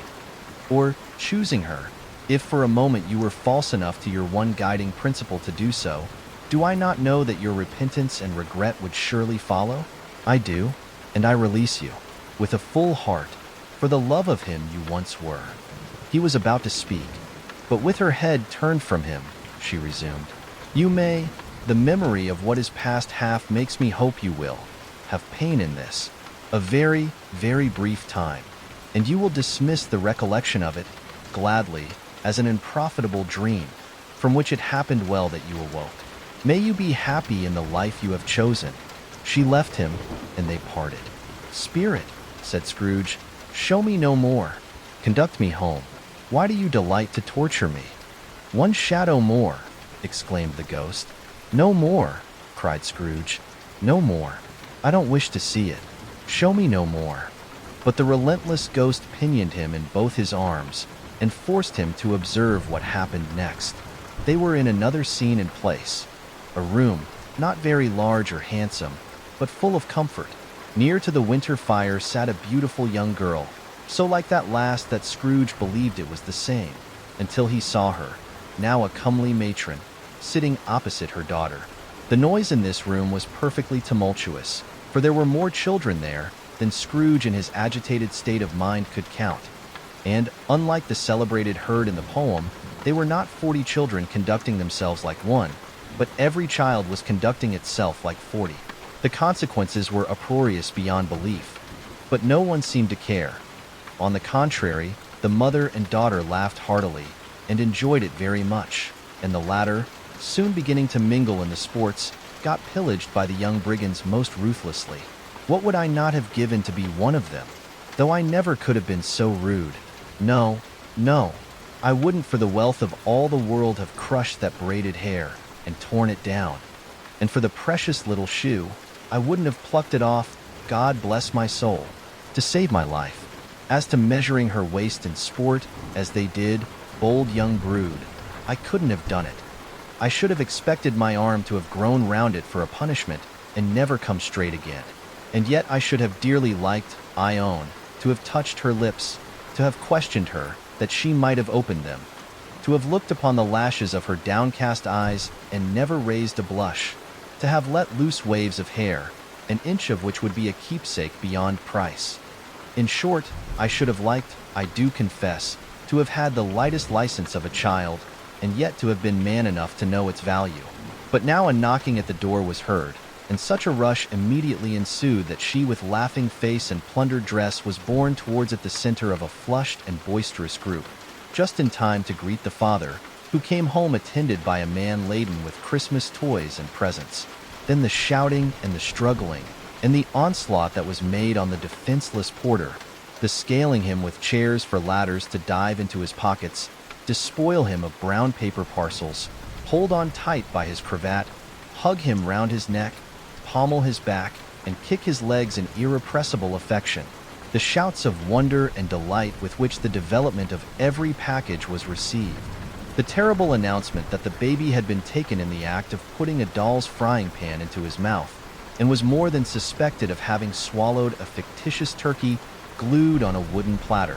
The immense relief of finding this a false alarm, the joy and gratitude and ecstasy, they are all indescribable alike.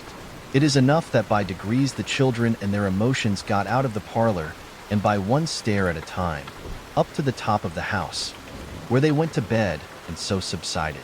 And now Scrooge looked on more attentively than ever, when the master of the house, having his daughter leaning fondly on him, sat down with her and her mother at his own fireside. And when he thought that such another creature, quite as graceful and as full of promise, might have called him father, and been a springtime in the haggard winter of his life, his sight grew very dim indeed. "Belle," said the husband, turning to his wife with a smile, "I saw an old friend of yours this afternoon. Who was it?" "Guess." "How can I?" "Tut, don't I know?" she added in the same breath, laughing as he laughed. "Mr. Scrooge. Mr. Scrooge it was. I passed his office window, and as it was not shut up, and he had a candle inside, I could scarcely help seeing him. His partner lies upon the point of death, I hear, and there he sat alone, quite alone in the world, I do believe." "Spirit," said Scrooge in a broken voice, "remove me from this place." "I told you these were shadows of the things that have been," said the ghost. "That they are what they are, do not blame me." "Remove me," Scrooge exclaimed, "I cannot bear it." He turned upon the ghost, and seeing that it looked upon him with a face, in which in some strange way there were fragments of all the faces it had shown him, wrestled with it. "Leave me. Take me back. Haunt me no longer." In the struggle, if that can be called a struggle in which the ghost with no visible resistance on its own part was undisturbed by any effort of its adversary, Scrooge observed that its light was burning high and bright, and dimly connecting that with its influence over him, he seized the extinguisher cap, and by a sudden action pressed it down upon its head. The spirit dropped beneath it, so that the extinguisher covered its whole form. But though Scrooge pressed it down with all his force, he could not hide the light, which streamed from under it in an unbroken flood upon the ground. He was conscious of being exhausted and overcome by an irresistible drowsiness, and further, of being in his own bedroom. He gave the cap a parting squeeze, in which his hand relaxed, and had barely time to reel to bed before he sank into a heavy sleep.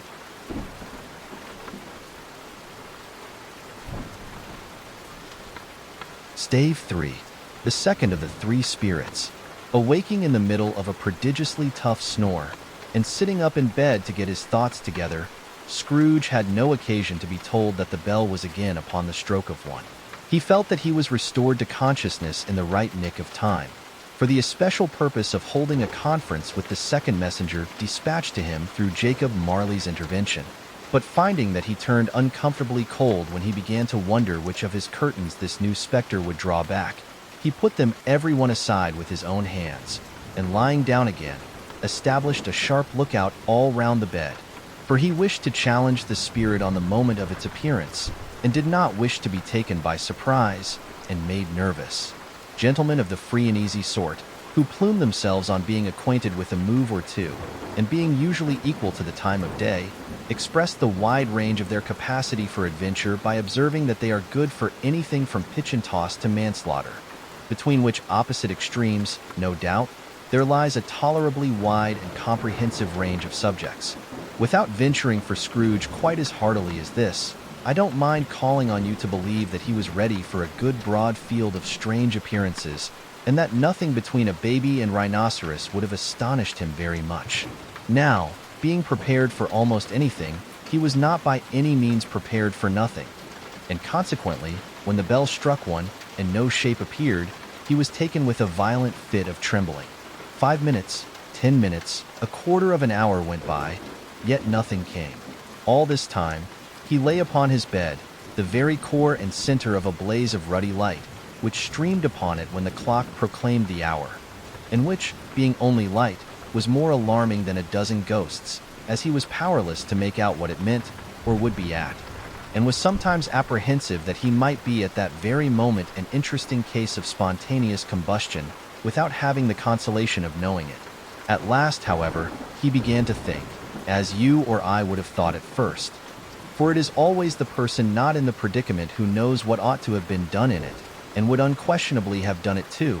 At last, I say, he began to think that the source and secret of this ghostly light might be in the adjoining room, from whence, on further tracing it, it seemed to shine.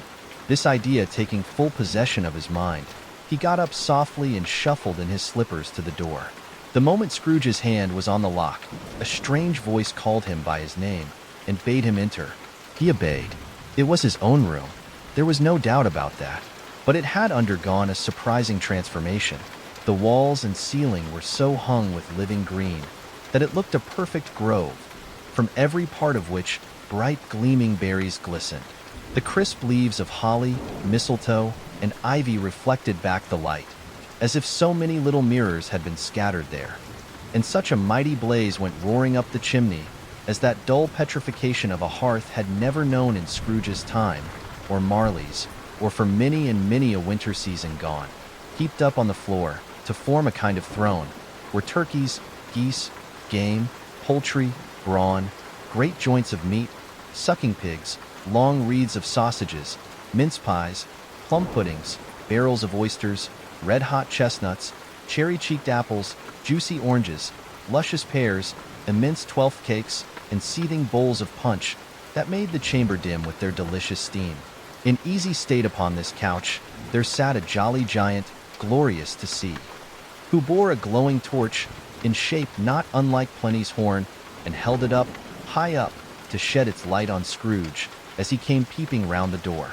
"Come in," exclaimed the ghost. "Come in, and know me better, man." Scrooge entered timidly, and hung his head before this spirit. He was not the dogged Scrooge he had been, and though the spirit's eyes were clear and kind, he did not like to meet them. "I am the ghost of Christmas present," said the spirit. "Look upon me." Scrooge reverently did so. It was clothed in one simple green robe, or mantle, bordered with white fur. This garment hung so loosely on the figure that its capacious breast was bare, as if disdaining to be warded or concealed by any artifice. Its feet, observable beneath the ample folds of the garment, were also bare, and on its head it wore no other covering than a holly wreath, set here and there with shining icicles. Its dark brown curls were long and free as its genial face, its sparkling eye, its open hand, its cheery voice, its unconstrained demeanor, and its joyful air. Girded round its middle was an antique scabbard, but no sword was in it, and the ancient sheath was eaten up with rust. "You have never seen the like of me before," exclaimed the spirit. "Never," Scrooge made answer to it. "Have never walked forth with the younger members of my family. Meaning, for I am very young, my elder brothers born in these later years?" pursued the phantom. "I don't think I have," said Scrooge. "I am afraid I have not. Have you had many brothers, spirit?" "More than 1,800, said the ghost. "A tremendous family to provide for," muttered Scrooge. "The ghost of Christmas present rose." "Spirit," said Scrooge submissively, "conduct me where you will. I went forth last night on compulsion, and I learn a lesson which is working now. Tonight, if you have aught to teach me, let me profit by it. Touch my robe." Scrooge did as he was told, and held it fast. Holly, mistletoe, red berries, ivy, turkeys, geese, game, poultry, brawn, meat, pigs, sausages, oysters, pies, puddings, fruit, and punch all vanished instantly. So did the room, the fire, the ruddy glow, the hour of night, and they stood in the city streets on Christmas morning, where, for the weather was severe, the people made a rough, but brisk and not unpleasant kind of music, in scraping the snow from the pavement in front of their dwellings, and from the tops of their houses, whence it was mad delight to the boys to see it come plumping down into the road below, and splitting into artificial little snowstorms. The house fronts looked black enough, and the windows blacker, contrasting with the smooth white sheet of snow upon the roofs, and with the dirtier snow upon the ground, which last deposit had been plowed up in deep furrows by the heavy wheels of carts and wagons, furrows that crossed and recrossed each other hundreds of times where the great streets branched off, and made intricate channels, hard to trace in the thick yellow mud and icy water. The sky was gloomy, and the shortest streets were choked up with a dingy mist, half-thawed, half-frozen, whose heavier particles descended in a shower of sooty atoms, as if all the chimneys in Great Britain had, by one consent, caught fire, and were blazing away to their dear hearts' content. There was nothing very cheerful in the climate or the town, and yet was there an air of cheerfulness abroad that the clearest summer air and brightest summer sun might have endeavored to diffuse in vain. For the people who were shoveling away on the housetops were jovial and full of glee, calling out to one another from the parapets, and now and then exchanging a facetious snowball, better-natured missile far than many a wordy jest, laughing heartily if it went right and not less heartily if it went wrong. The poulterers' shops were still half open, and the fruiterers were radiant in their glory. There were great, round, pot-bellied baskets of chestnuts, shaped like the waistcoats of jolly old gentlemen, lolling at the doors and tumbling out into the street in their apoplectic opulence. There were ruddy, brown-faced, broad-girthed Spanish onions, shining in the fatness of their growth like Spanish friars, and winking from their shelves in wanton slyness at the girls as they went by, and glanced demurely at the hung-up mistletoe. There were pears and apples, clustered high in blooming pyramids. There were bunches of grapes, made, in the shopkeeper's benevolence to dangle from conspicuous hooks, that people's mouths might water gratis as they passed.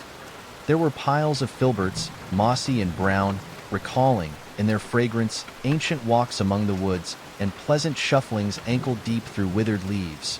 There were Norfolk biffins, squat and swarthy, setting off the yellow of the oranges and lemons, and in the great compactness of their juicy persons, urgently entreating and beseeching to be carried home in paper bags and eaten after dinner.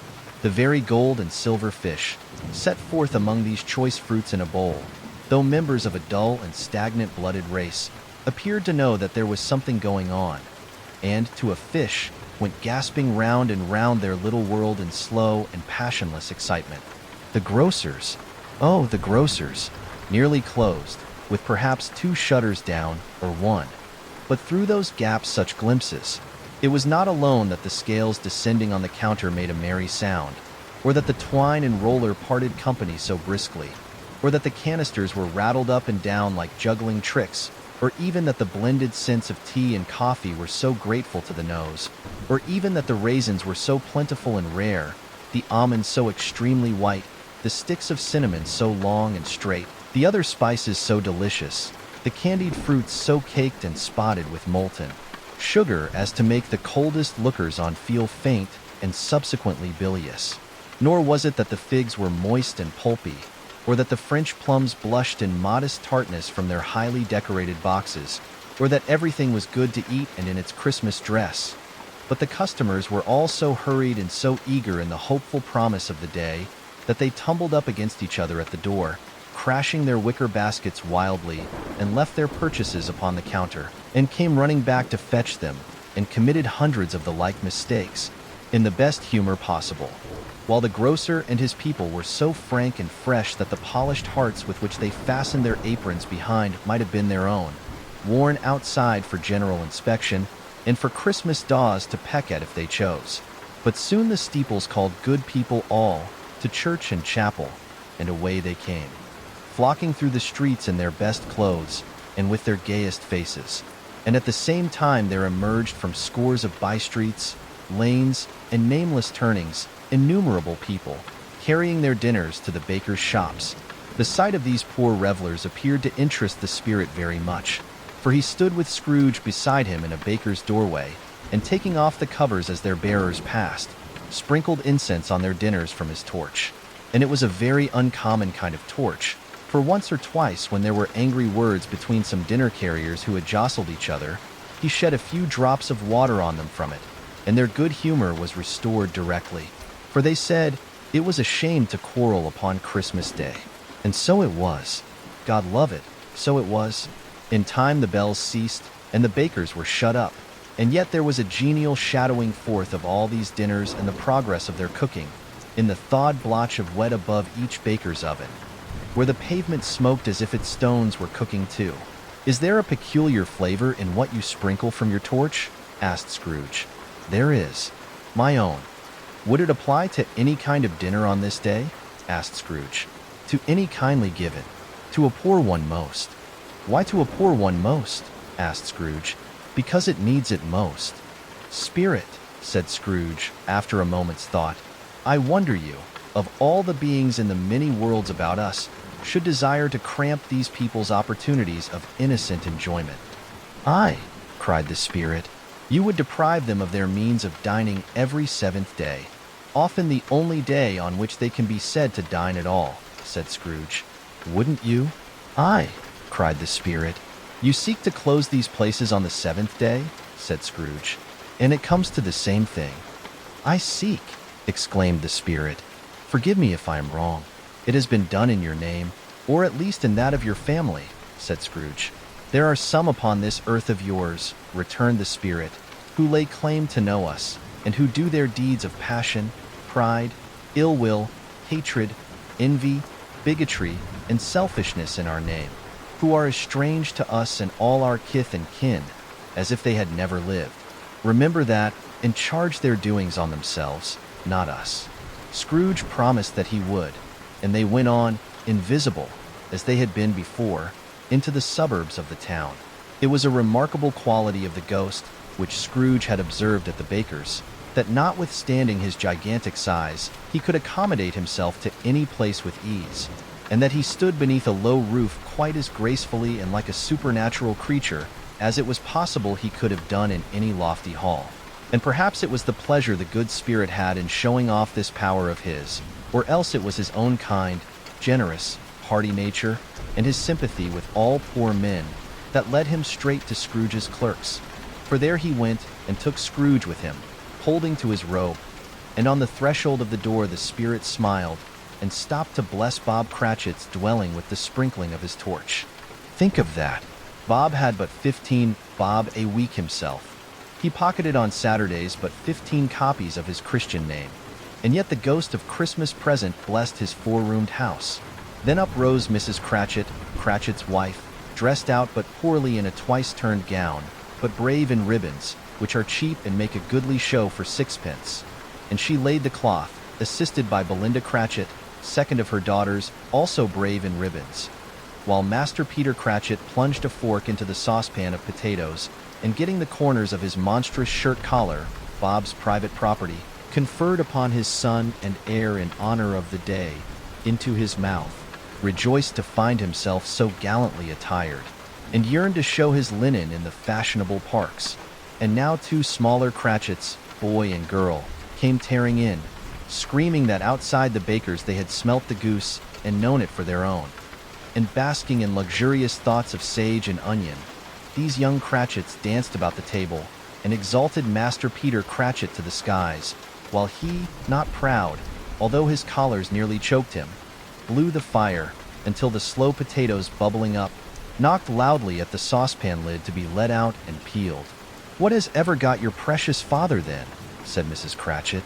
"And your brother, Tiny Tim, and Martha warn't as late last Christmas Day by half an hour?" "Here's Martha, mother," said a girl, appearing as she spoke. "Here's Martha, mother," cried the two young Cratchits.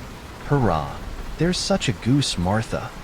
"Why, bless your heart alive, my dear, how late you are," said Mrs. Cratchit, kissing her a dozen times, and taking off her shawl and bonnet for her with officious zeal. "We'd a deal of work to finish up last night," replied the girl, "and had to clear away this morning, mother." "Well, never mind so long as you are come," said Mrs. Cratchit. "Sit ye down before the fire, my dear, and have a warm, Lord bless ye." "No, no, there's father coming," cried the two young Cratchits, who were everywhere at once. "Hide, Martha, hide." So Martha hid herself, and in came little Bob, the father, with at least 3 feet of comforter exclusive of the fringe, hanging down before him, and his threadbare clothes darned up and brushed to look seasonable, and Tiny Tim upon his shoulder. Alas for Tiny Tim! He bore a little crutch, and had his limbs supported by an iron frame. "Why, where's our Martha?" cried Bob Cratchit, looking round. "Not coming," said Mrs. Cratchit. "Not coming," said Bob, with a sudden declension in his high spirits, for he had been Tim's blood horse all the way from church and had come home rampant. "Not coming upon Christmas Day." Martha didn't like to see him disappointed, if it were only in joke. So she came out prematurely from behind the closet door and ran into his arms, while the two young Cratchits hustled Tiny Tim and bore him off into the wash-house, that he might hear the pudding singing in the copper. "And how did little Tim behave?" asked Mrs. Cratchit, when she had rallied Bob on his credulity, and Bob had hugged his daughter to his heart's content. "As good as gold," said Bob, "and better. Somehow he gets thoughtful, sitting by himself so much, and thinks the strangest things you ever heard. He told me, coming home, that he hoped the people saw him in the church because he was a cripple, and it might be pleasant to them to remember upon Christmas Day, who made lame beggars walk and blind men see." Bob's voice was tremulous when he told them this, and trembled more when he said that Tiny Tim was growing strong and hearty. His active little crutch was heard upon the floor, and back came Tiny Tim before another word was spoken, escorted by his brother and sister to his stool before the fire. And while Bob, turning up his cuffs, as if, poor fellow, they were capable of being made more shabby, compounded some hot mixture in a jug with gin and lemons, and stirred it round and put it on the hob to simmer, Master Peter and the two ubiquitous young Cratchits went to fetch the goose, with which they soon returned in high procession. Such a bustle ensued that you might have thought a goose the rarest of all birds, a feathered phenomenon, to which a black swan was a matter of course, and in truth it was something very like it in that house. Mrs. Cratchit made the gravy, ready beforehand in a little saucepan, hissing hot. Master Peter mashed the potatoes with incredible vigor. Miss Belinda sweetened up the applesauce.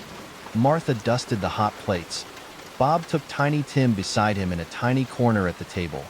The two young Cratchits set chairs for everybody, not forgetting themselves and mounting guard upon their posts, crammed spoons into their mouths, lest they should shriek for goose before their turn came to be helped.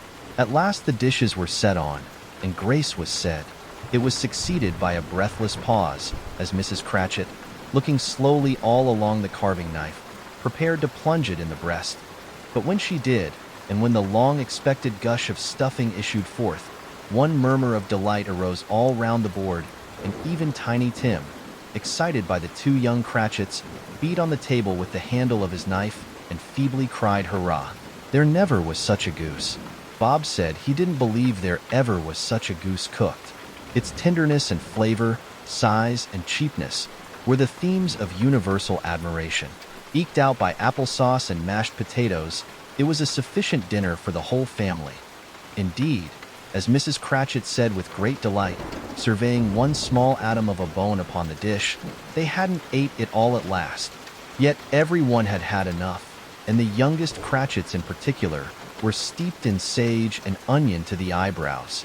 But now, the plates being changed by Miss Belinda, Mrs. Cratchit left the room alone, too nervous to bear witnesses. To take the pudding up and bring it in. Suppose it should not be done enough. Suppose it should break in turning out. Suppose somebody should have got over the wall of the backyard and stolen it, while they were merry with the goose. A supposition at which the two young Cratchits became livid. All sorts of horrors were supposed. Hullo! A great deal of steam. The pudding was out of the copper. A smell like a washing day. That was the cloth. A smell like an eating house and a pastry cook's next door to each other, with a laundress's next door to that. That was the pudding. In half a minute Mrs. Cratchit entered, flushed but smiling proudly, with the pudding, like a speckled cannonball, so hard and firm, blazing in half a quartern of ignited brandy, and bedight with Christmas holly stuck into the top.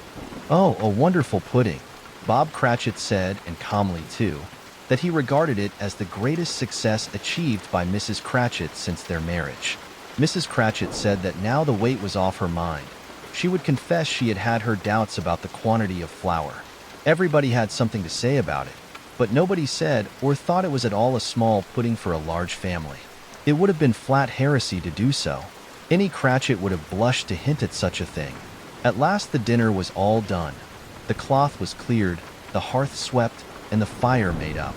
The compound in the jug being tasted and considered perfect, apples and oranges were put upon the table, and a shovelful of chestnuts on the fire.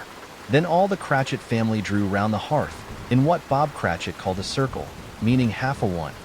And at Bob Cratchit's elbow stood the family display of glass, 2 tumblers, and a custard cup without a handle. These held the hot stuff from the jug, however, as well as golden goblets would have done. And Bob served it out with beaming looks, while the chestnuts on the fire sputtered and cracked noisily. Then Bob proposed, "A Merry Christmas to us all, my dears. God bless us." Which all the family re-echoed. "God bless us, every one," said Tiny Tim, the last of all. He sat very close to his father's side upon his little stool. Bob held his withered little hand in his, as if he loved the child, and wished to keep him by his side, and dreaded that he might be taken from him. "Spirit," said Scrooge, with an interest he had never felt before, "tell me if Tiny Tim will live." "I see a vacant seat," replied the ghost, "in the poor chimney corner, and a crutch without an owner, carefully preserved. If these shadows remain unaltered by the future, the child will die." "No, no," said Scrooge. "Oh, no, kind spirit, say he will be spared. If these shadows remain unaltered by the future, none other of my race," returned the ghost, "will find him here." "What then? If he be like to die, he had better do it, and decrease the surplus population." Scrooge hung his head to hear his own words quoted by the spirit, and was overcome with penitence and grief. "Man," said the ghost, "if man you be in heart, not adamant, forbear that wicked cant until you have discovered what the surplus is, and where it is. Will you decide what men shall live, what men shall die? It may be that in the sight of heaven you are more worthless and less fit to live than millions like this poor man's child. O God, to hear the insect on the leaf pronouncing on the too much life among his hungry brothers in the dust." Scrooge bent before the ghost's rebuke, and trembling cast his eyes upon the ground. But he raised them speedily, on hearing his own name.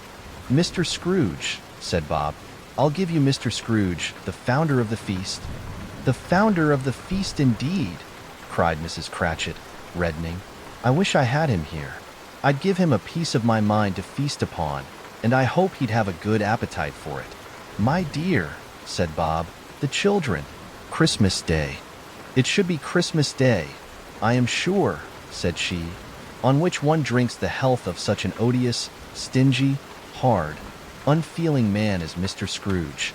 You know he is, Robert. Nobody knows it better than you do. Poor fellow." "My dear," was Bob's mild answer, "Christmas Day." "I'll drink his health for your sake and the day's," said Mrs. Cratchit, "not for his. Long life to him.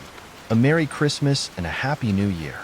He'll be very merry and very happy, I have no doubt." The children drank the toast after her. It was the first of their proceedings which had no heartiness. Tiny Tim drank it last of all, but he didn't care tuppence for it. Scrooge was the ogre of the family. The mention of his name cast a dark shadow on the party, which was not dispelled for full 5 minutes. After it had passed away, they were 10 times merrier than before, from the mere relief of Scrooge the baleful being done with. Bob Cratchit told them how he had a situation in his eye for Master Peter, which would bring in, if obtained, full 5 and 6pence weekly. The two young Cratchits laughed tremendously at the idea of Peter's being a man of business, and Peter himself looked thoughtfully at the fire from between his collars, as if he were deliberating what particular investments he should favor when he came into the receipt of that bewildering income. Martha, who was a poor apprentice at a milliner's, then told them what kind of work she had to do, and how many hours she worked at a stretch, and how she meant to lie abed tomorrow morning for a good long rest. Tomorrow being a holiday she passed at home. Also how she had seen a countess and a lord some days before, and how the lord was much about as tall as Peter. At which Peter pulled up his collars so high that you couldn't have seen his head if you had been there. All this time the chestnuts and the jug went round and round, and by they had a song about a lost child traveling in the snow, from Tiny Tim, who had a plaintive little voice and sang it very well indeed. There was nothing of high mark in this. They were not a handsome family. They were not well dressed. Their shoes were far from being waterproof. Their clothes were scanty, and Peter might have known, and very likely did, the inside of a pawnbroker's. But they were happy, grateful, pleased with one another, and contented with the time. And when they faded, and looked happier yet in the bright sprinklings of the spirit's torch at parting, Scrooge had his eye upon them, and especially on Tiny Tim, until the last. By this time it was getting dark and snowing pretty heavily, and as Scrooge and the spirit went along the streets, the brightness of the roaring fires in kitchens, parlors, and all sorts of rooms was wonderful. Here, the flickering of the blaze showed preparations for a cozy dinner, with hot plates baking through and through before the fire, and deep red curtains, ready to be drawn to shut out cold and darkness. There all the children of the house were running out into the snow to meet their married sisters, brothers, cousins, uncles, aunts, and be the first to greet them. Here, again, were shadows on the window blind of guests assembling, and there a group of handsome girls, all hooded and fur-booted, and all chattering at once, tripped lightly off to some near neighbor's house, where, woe upon the single man who saw them enter. Artful witches, well they knew it, in a glow. But, if you had judged from the numbers of people on their way to friendly gatherings, you might have thought that no one was at home to give them welcome when they got there, instead of every house expecting company, and piling up its fires half-chimney high. Blessings on it! How the ghost exulted! How it bared its breadth of breast, and opened its capacious palm, and floated on, outpouring, with a generous hand, its bright and harmless mirth on everything within its reach. The very lamplighter, who ran on before, dotting the dusky street with specks of light, and who was dressed to spend the evening somewhere, laughed out loudly as the spirit passed, though little kenned the lamplighter that he had any company but Christmas. And now, without a word of warning from the ghost, they stood upon a bleak and desert moor, where monstrous masses of rude stone were cast about, as though it were the burial place of giants, and water spread itself wheresoever it listed, or would have done so, but for the frost that held it prisoner, and nothing grew but moss and furze and coarse rank grass. Down in the west the setting sun had left a streak of fiery red, which glared upon the desolation for an instant, like a sullen eye, and frowning lower, lower yet, was lost in the thick gloom of darkest night. "What place is this?" asked Scrooge. "A place where miners live, who labor in the bowels of the earth," returned the spirit. "But they know me. See!" A light shone from the window of a hut, and swiftly they advanced towards it. Passing through the wall of mud and stone, they found a cheerful company assembled round a glowing fire. An old man and woman, with their children and their children's children, and another generation beyond that, all decked out gaily in their holiday attire. The old man, in a voice that seldom rose above the howling of the wind upon the barren waste, was singing them a Christmas song. It had been a very old song when he was a boy, and from time to time they all joined in the chorus. So surely as they raised their voices, the old man got quite blithe and loud, and so surely as they stopped, his vigor sank again. The spirit did not tarry here, but bade Scrooge hold his robe, and passing on above the moor, sped. Whither? Not to sea. To sea. To Scrooge's horror, looking back, he saw the last of the land, a frightful range of rocks behind them, and his ears were deafened by the thundering of water as it rolled and roared and raged among the dreadful caverns it had worn and fiercely tried to undermine the earth. Built upon a dismal reef of sunken rocks, some league or so from shore, on which the waters chafed and dashed the wild year through, there stood a solitary lighthouse. Great heaps of seaweed clung to its base, and storm birds, born of the wind one might suppose, as seaweed of the water, rose and fell about it, like the waves they skimmed. But even here, two men who watched the light had made a fire, that through the loophole in the thick stone wall shed out a ray of brightness on the awful sea. Joining their horny hands over the rough table at which they sat, they wished each other Merry Christmas in their can of grog, and one of them, the elder, too, with his face all damaged and scarred with hard weather, as the figurehead of an old ship might be, struck up a sturdy song that was like a gale in itself. Again the ghost sped on, above the black and heaving sea, on, until, being far away, as he told Scrooge, from any shore, they lighted on a ship. They stood beside the helmsman at the wheel, the lookout in the bow, the officers who had the watch, dark, ghostly figures in their several stations.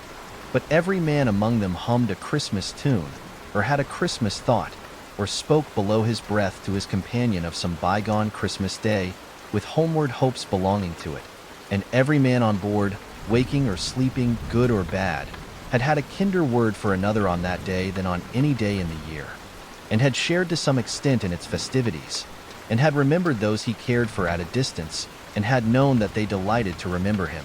It was a great surprise to Scrooge, while listening to the moaning of the wind, and thinking what a solemn thing it was to move on through the lonely darkness over an unknown abyss, whose depths were secrets as profound as death. It was a great surprise to Scrooge, while thus engaged, to hear a hearty laugh. It was a much greater surprise to Scrooge to recognize it as his own nephew's, and to find himself in a bright, dry, gleaming room, with the spirit standing smiling by his side, and looking at that same nephew with approving affability. "Ha, ha!" laughed Scrooge's nephew. "Ha, ha, ha! If you should happen, by any unlikely chance, to know a man more blessed in a laugh than Scrooge's nephew, all I can say is, I should like to know him too. Introduce him to me, and I'll cultivate his acquaintance.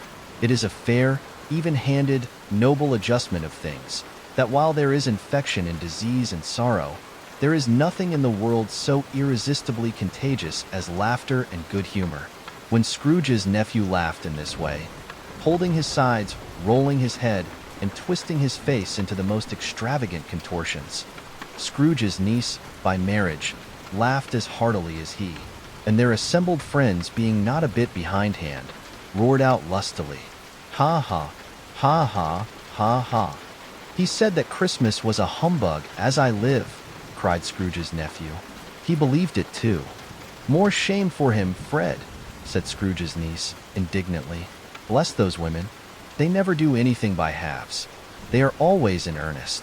She was very pretty, exceedingly pretty, with a dimpled, surprised-looking, capital face, a ripe little mouth that seemed made to be kissed, as no doubt it was, all kinds of good little dots about her chin that melted into one another when she laughed, and the sunniest pair of eyes you ever saw in any little creature's head.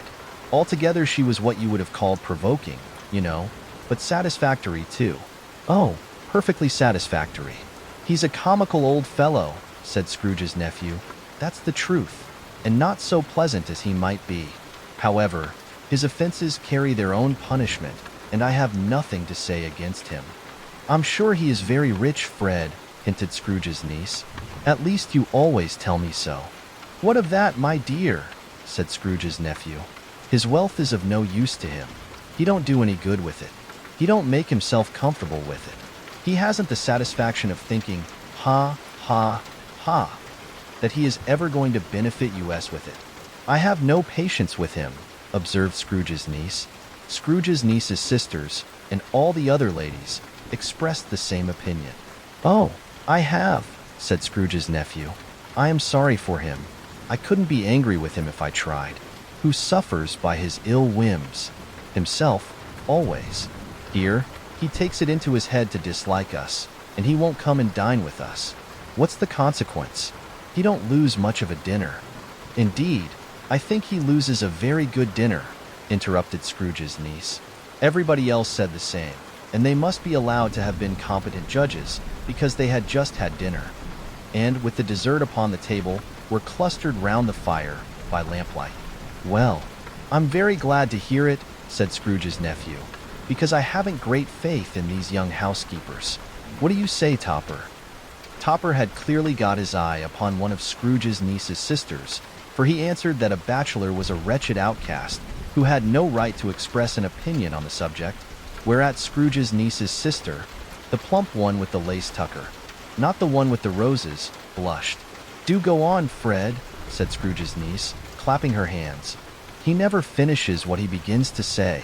He is such a ridiculous fellow. Scrooge's nephew reveled in another laugh, and as it was impossible to keep the infection off, though the plump sister tried hard to do it with aromatic vinegar, his example was unanimously followed. I was only going to say, said Scrooge's nephew, that the consequence of his taking a dislike to us, and not making merry with us, is, as I think, that he loses some pleasant moments, which could do him no harm.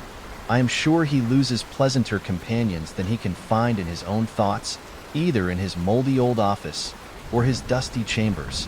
I mean to give him the same chance every year, whether he likes it or not, for I pity him. He may rail at Christmas till he dies, but he can't help thinking better of it. I defy him. If he finds me going there, in good temper, year after year, and saying, Uncle Scrooge, how are you? If it only puts him in the vein to leave his poor clerk £50, that's something. And I think I shook him yesterday. It was their turn to laugh now at the notion of his shaking Scrooge, but being thoroughly good-natured, and not much caring what they laughed at, so that they laughed at any rate, he encouraged them in their merriment, and passed the bottle joyously. After tea, they had some music, for they were a musical family, and knew what they were about when they sung a glee or catch, I can assure you. Especially Topper, who could growl away in the bass like a good one, and never swell the large veins in his forehead, or get red in the face over it. Scrooge's niece played well upon the harp, and played among other tunes a simple little air, a mere nothing. You might learn to whistle it in 2 minutes, which had been familiar to the child who fetched Scrooge from the boarding school, as he had been reminded by the ghost of Christmas past. When this strain of music sounded, all the things that ghost had shown him came upon his mind.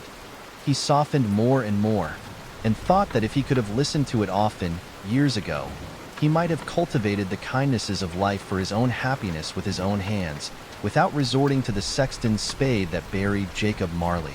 But they didn't devote the whole evening to music. After a while they played at forfeits, for it is good to be children sometimes, and never better than at Christmas, when its mighty founder was a child himself. Stop. There was first a game at blindman's buff. Of course there was. And I no more believe Topper was really blind than I believe he had eyes in his boots. My opinion is that it was a done thing between him and Scrooge's nephew, and that the ghost of Christmas present knew it. The way he went after that plump sister in the lace tucker was an outrage on the credulity of human nature, knocking down the fire irons, tumbling over the chairs, bumping against the piano, smothering himself among the curtains. Wherever she went, there went he. He always knew where the plump sister was. He wouldn't catch anybody else. If you had fallen up against him, as some of them did, on purpose, he would have made a feint of endeavoring to seize you, which would have been an affront to your understanding, and would instantly have sidled off in the direction of the plump sister. She often cried out that it wasn't fair, and it really was not. But when at last he caught her, when, in spite of all her silken rustlings and her rapid flutterings past him, he got her into a corner whence there was no escape, then his conduct was the most execrable, for his pretending not to know her, his pretending that it was necessary to touch her headdress, and further to assure himself of her identity by pressing a certain ring upon her finger and a certain chain about her neck, was vile, monstrous. No doubt she told him her opinion of it, when, another blind man being in office, they were so very confidential together, behind the curtains. Scrooge's niece was not one of the blind man's buff party, but was made comfortable with a large chair and a footstool in a snug corner, where the ghost and Scrooge were close behind her.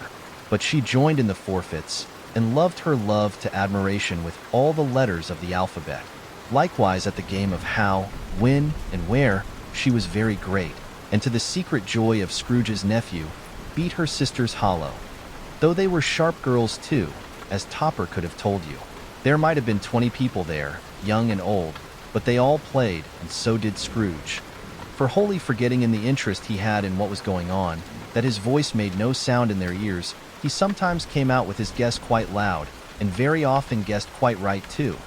For the sharpest needle, best Whitechapel, warranted not to cut in the eye, was not sharper than Scrooge, blunt as he took it in his head to be.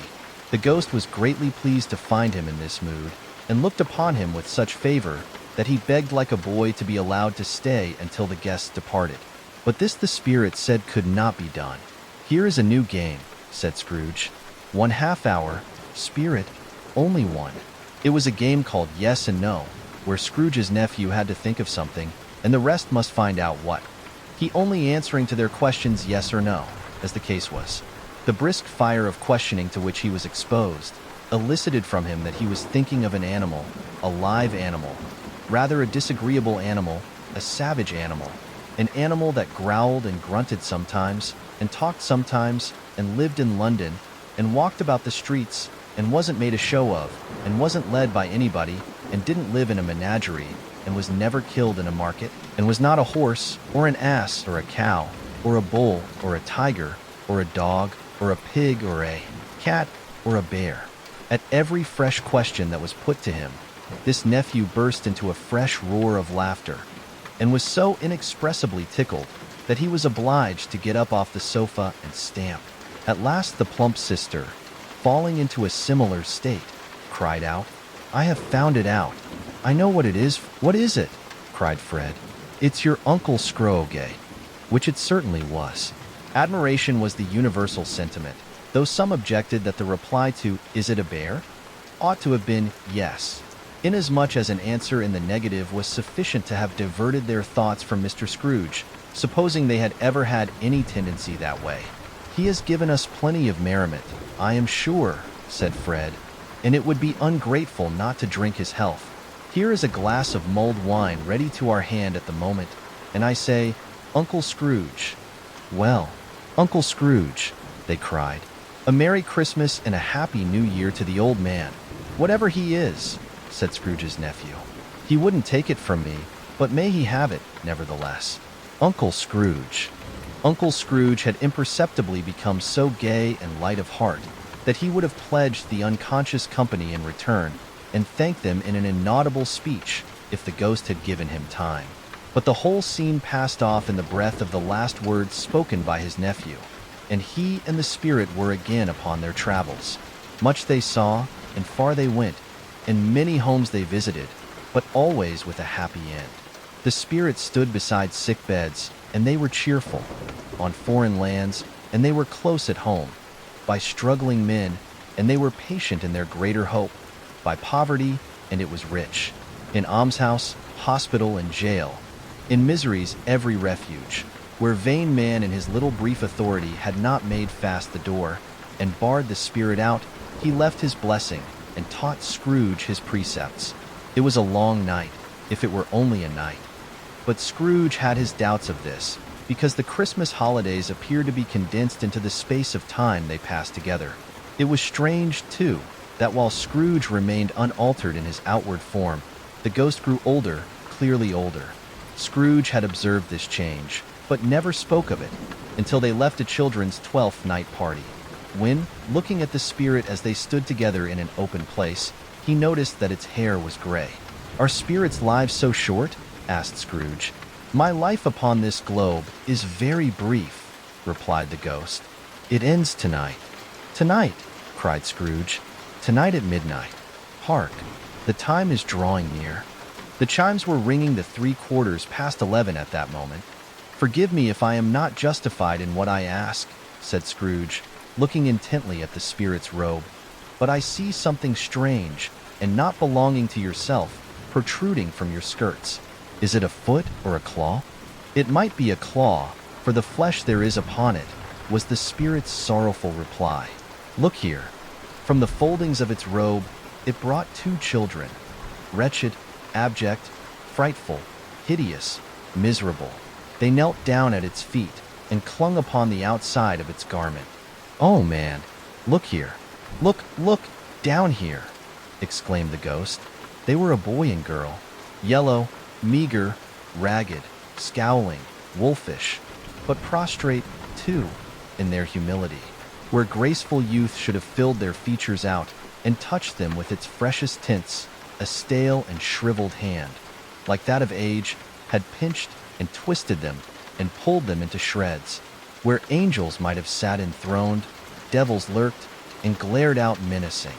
No change, no degradation, no perversion of humanity in any grade, through all the mysteries of wonderful creation, has monsters half so horrible and dread.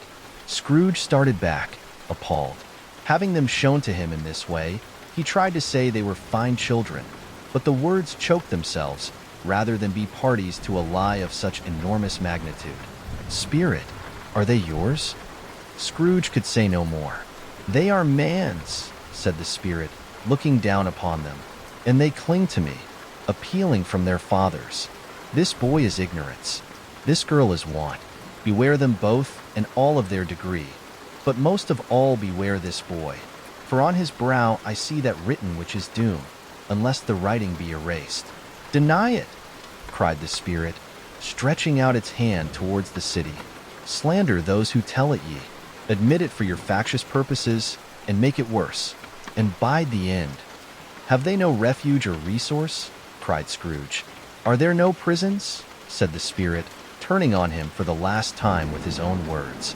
"Are there no workhouses?" The bell struck 12. Scrooge looked about him for the ghost and saw it not. As the last stroke ceased to vibrate, he remembered the prediction of old Jacob Marley, and lifting up his eyes, beheld a solemn phantom, draped and hooded, coming, like a mist along the ground, towards him.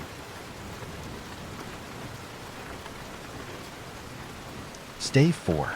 The last of the spirits. The phantom slowly, gravely, silently approached. When it came near him, Scrooge bent down upon his knee. For in the very air through which this spirit moved it seemed to scatter gloom and mystery. It was shrouded in a deep black garment, which concealed its head, its face, its form, and left nothing of it visible save one outstretched hand.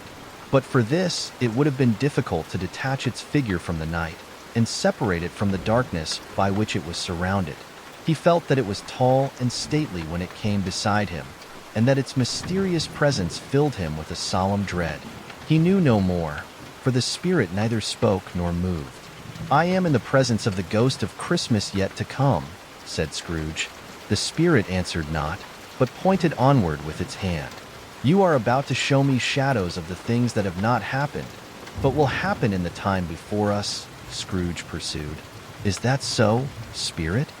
The upper portion of the garment was contracted for an instant in its folds, as if the spirit had inclined its head. That was the only answer he received. Although well used to ghostly company by this time, Scrooge feared the silent shape so much that his legs trembled beneath him, and he found that he could hardly stand when he prepared to follow it. The spirit paused a moment, as observing his condition and giving him time to recover. But Scrooge was all the worse for this.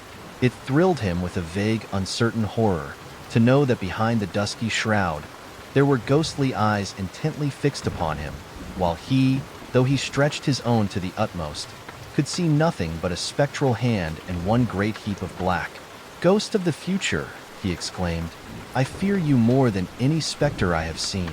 But as I know your purpose is to do me good, and as I hope to live to be another man from what I was, I am prepared to bear you company, and do it with a thankful heart. Will you not speak to me?" It gave him no reply. The hand was pointed straight before them. "Lead on," said Scrooge. "Lead on. The night is waning fast, and it is precious time to me, I know. Let on, spirit." The phantom moved away as it had come towards him. Scrooge followed in the shadow of its dress, which bore him up, he thought, and carried him along. They scarcely seemed to enter the city, for the city rather seemed to spring up about them and encompass them of its own act. But there they were, in the heart of it, on 'change amongst the merchants, who hurried up and down and chinked the money in their pockets and conversed in groups and looked at their watches and trifled thoughtfully with their great gold seals, and so forth, as Scrooge had seen them often. The spirit stopped beside one little knot of businessmen.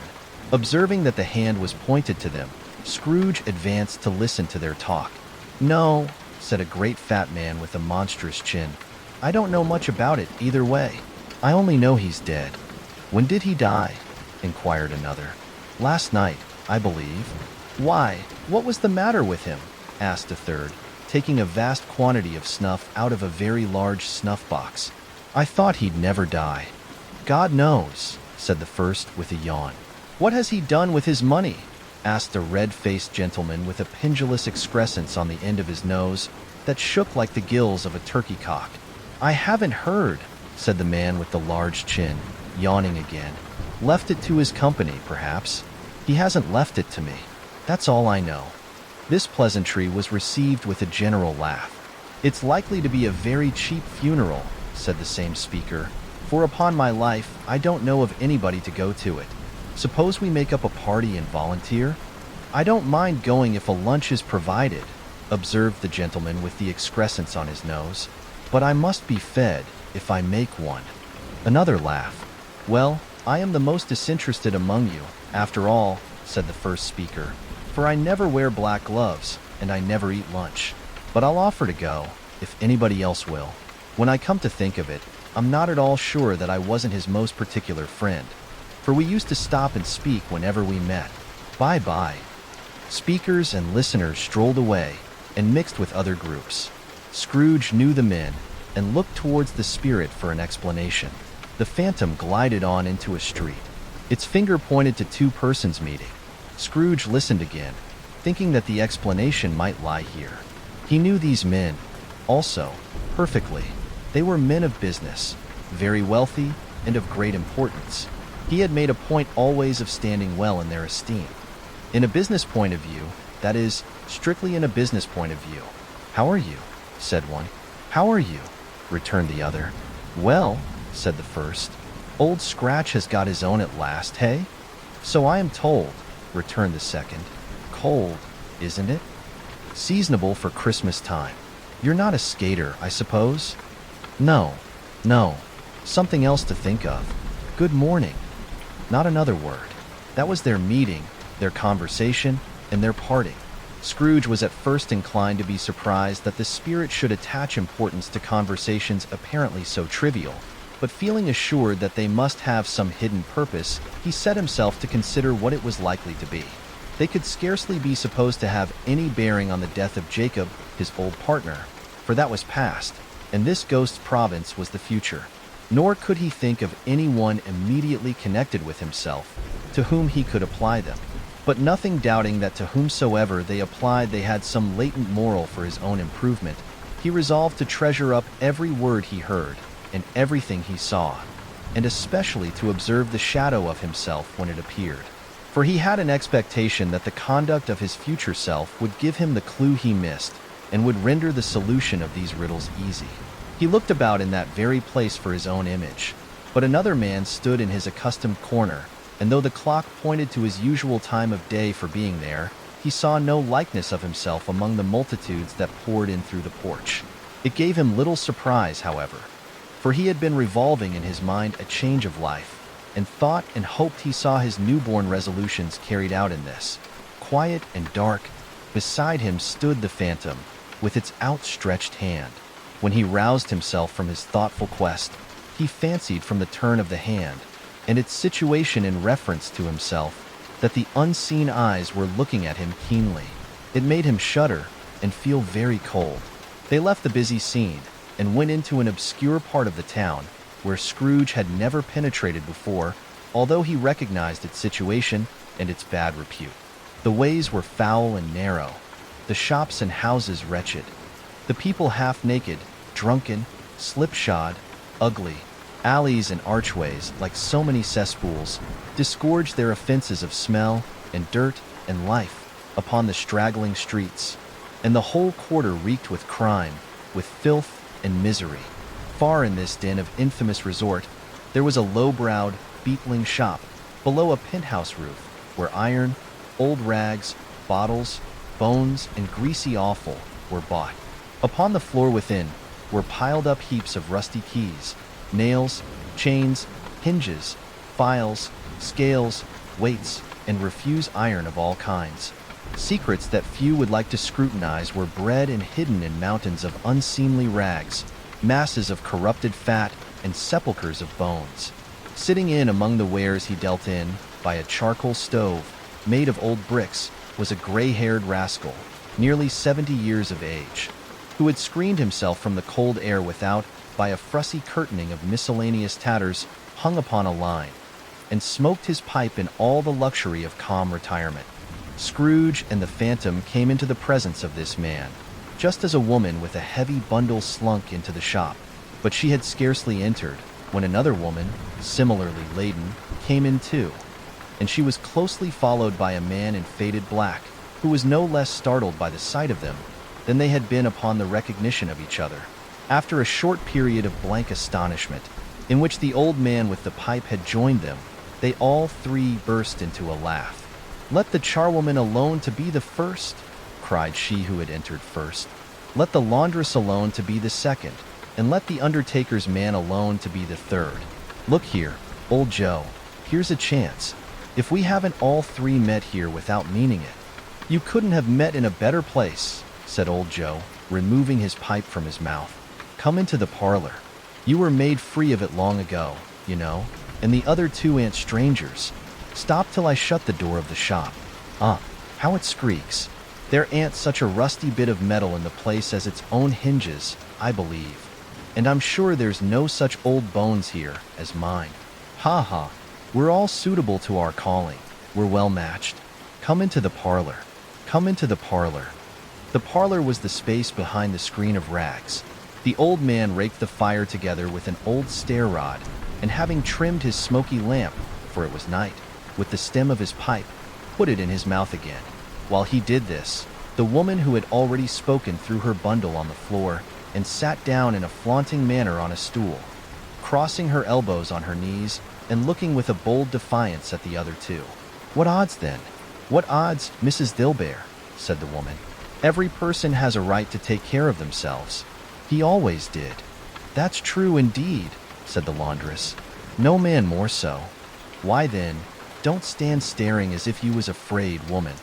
Who's the wiser? We're not going to pick holes in each other's coats, I suppose?" "No, indeed," said Mrs. Dilbear and the man together. "We should hope not." "Very well, then," cried the woman. "That's enough. Who's the worse for the loss of a few things like these? Not a dead man, I suppose?" "No, indeed," said Mrs. Dilbear, laughing. "If he wanted to keep him after he was dead, a wicked old screw, pursued the woman. Why wasn't he natural in his lifetime?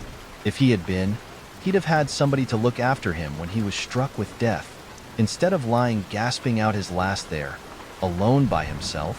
"It's the truest word that ever was spoke," said Mrs. Dilbear. "It's a judgment on him." "I wish it was a little heavier judgment," replied the woman. "And it should have been, you may depend upon it, if I could have laid my hands on anything else. Open that bundle, old Joe, and let me know the value of it. Speak out plain. I'm not afraid to be the first, nor afraid for them to see it. We know pretty well that we were helping ourselves before we met here, I believe. It's no sin. Open the bundle, Joe." But the gallantry of her friends would not allow of this, and the man in faded black, mounting the breech first, produced his plunder. It was not extensive. A seal or two, a pencil case, a pair of sleeve buttons, and a brooch of no great value were all. They were severally examined and appraised by old Joe, who chalked the sums he was disposed to give for each upon the wall, and added them up into a total when he found there was nothing more to come.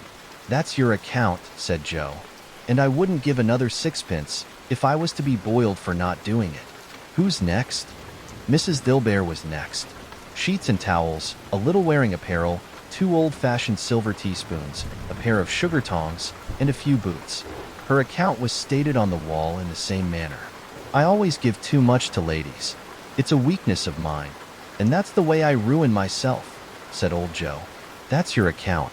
If you asked me for another penny and made it an open question, I'd repent of being so liberal and knock off half a crown." "And now undo my bundle, Joe," said the first woman.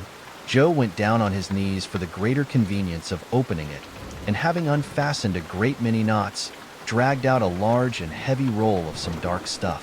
"What do you call this?" said Joe. "Bed curtains." "Ah," returned the woman, laughing and leaning forward on her crossed arms. "Bed curtains. You don't mean to say you took him down, rings and all, with him lying there," said Joe. "Yes, I do," replied the woman. "Why not?" "You were born to make your fortune," said Joe, "and you'll certainly do it." "I certainly shan't hold my hand when I can get anything in it by reaching it out, for the sake of such a man as he was. I promise you, Joe," returned the woman coolly. "Don't drop that oil upon the blankets now." "His blankets?" asked Joe. "Whose else's do you think?" replied the woman. "He isn't likely to take cold without him, I dare say. I hope he didn't die of anything catching." "Eh?" said old Joe, stopping in his work and looking up. "Don't you be afraid of that," returned the woman. "I ain't so fond of his company that I'd loiter about him for such things, if he did. You may look through that shirt till your eyes ache, but you won't find a hole in it, nor a threadbare place. It's the best he had, and a fine one too. They'd have wasted it if it hadn't been for me." "What do you call wasting of it?" asked old Joe. "Putting it on him to be buried in, to be sure," replied the woman with a laugh. "Somebody was fool enough to do it, but I took it off again. If calico ain't good enough for such a purpose, it isn't good enough for anything. It's quite as becoming to the body. He can't look uglier than he did in that one." Scrooge listened to this dialogue in horror. As they sat grouped about their spoil, in the scanty light afforded by the old man's lamp, he viewed them with a detestation and disgust which could hardly have been greater, though they had been obscene demons, marketing the corpse itself. "Ha! Ha!" laughed the same woman, when old Joe, producing a flannel bag with money in it, told out their several gains upon the ground. "This is the end of it, you see. He frightened everyone away from him when he was alive, to profit us when he was dead. Ha, ha, ha." "Spirit," said Scrooge, shuddering from head to foot. I see. The case of this unhappy man might be my own. My life tends that way, now. Merciful heaven, what is this?" He recoiled in terror, for the scene had changed, and now he almost touched a bed. A bare, uncurtained bed, on which, beneath a ragged sheet, there lay a something covered up, which, though it was dumb, announced itself in awful language. The room was very dark, too dark to be observed with any accuracy, though Scrooge glanced round it in obedience to a secret impulse, anxious to know what kind of room it was. A pale light, rising in the outer air, fell straight upon the bed, and on it, plundered and bereft, unwatched, unwept, uncared for, was the body of this man. Scrooge glanced towards the phantom. Its steady hand was pointed to the head. The cover was so carelessly adjusted that the slightest raising of it, the motion of a finger upon Scrooge's part, would have disclosed the face. He thought of it, felt how easy it would be to do, and longed to do it, but had no more power to withdraw the veil than to dismiss the specter at his side. O cold, cold, rigid, dreadful death, set up thine altar here, and dress it with such terrors as thou hast at thy command. For this is thy dominion, but of the loved, revered, and honored head, thou canst not turn one hair to thy dread purposes, or make one feature odious. It is not that the hand is heavy and will fall down when released. It is not that the heart and pulse are still, but that the hand was open, generous, and true. The heart brave, warm, and tender, and the pulse a man's. Strike, shadow, strike, and see his good deeds springing from the wound, to sow the world with life immortal. No voice pronounced these words in Scrooge's ears, and yet he heard them when he looked upon the bed. He thought, if this man could be raised up now, what would be his foremost thoughts? Avarice, hard-dealing, griping cares? They have brought him to a rich end, truly. He lay, in the dark, empty house, with not a man, a woman, or a child, to say that he was kind to me in this or that, and for the memory of one kind word I will be kind to him. A cat was tearing at the door, and there was a sound of gnawing rats beneath the hearthstone. What they wanted in the room of death, and why they were so restless and disturbed, Scrooge did not dare to think. Spirit, he said, this is a fearful place. In leaving it, I shall not leave its lesson, trust me. Let us go. Still the ghost pointed with an unmoved finger to the head. I understand you, Scrooge returned, and I would do it if I could. But I have not the power, Spirit. I have not the power. Again it seemed to look upon him. If there is any person in the town who feels emotion caused by this man's death, said Scrooge, quite agonized, show that person to me, Spirit, I beseech you. The phantom spread its dark robe before him for a moment, like a wing, and withdrawing it, revealed a room by daylight, where a mother and her children were. She was expecting someone, and with anxious eagerness, for she walked up and down the room, started at every sound, looked out from the window, glanced at the clock, tried, but in vain, to work with her needle, and could hardly bear the voices of the children in their play. At length the long-expected knock was heard. She hurried to the door and met her husband, a man whose face was careworn and depressed, though he was young. There was a remarkable expression in it now, a kind of serious delight of which he felt ashamed, and which he struggled to repress. He sat down to the dinner that had been hoarding for him by the fire, and when she asked him faintly what news, which was not until after a long silence, he appeared embarrassed how to answer. Is it good, she said, or bad? To help him. Bad, he answered. We are quite ruined? No, there is hope yet, Caroline. If he relents, she said, amazed, there is. Nothing is past hope, if such a miracle has happened. He is past relenting, said her husband. He is dead. She was a mild and patient creature if her face spoke truth, but she was thankful in her soul to hear it, and she said so, with clasped hands. She prayed forgiveness the next moment, and was sorry. But the first was the emotion of her heart. What the half-drunken woman whom I told you of last night said to me when I tried to see him and obtain a week's delay, and what I thought was a mere excuse to avoid me, turns out to have been quite true.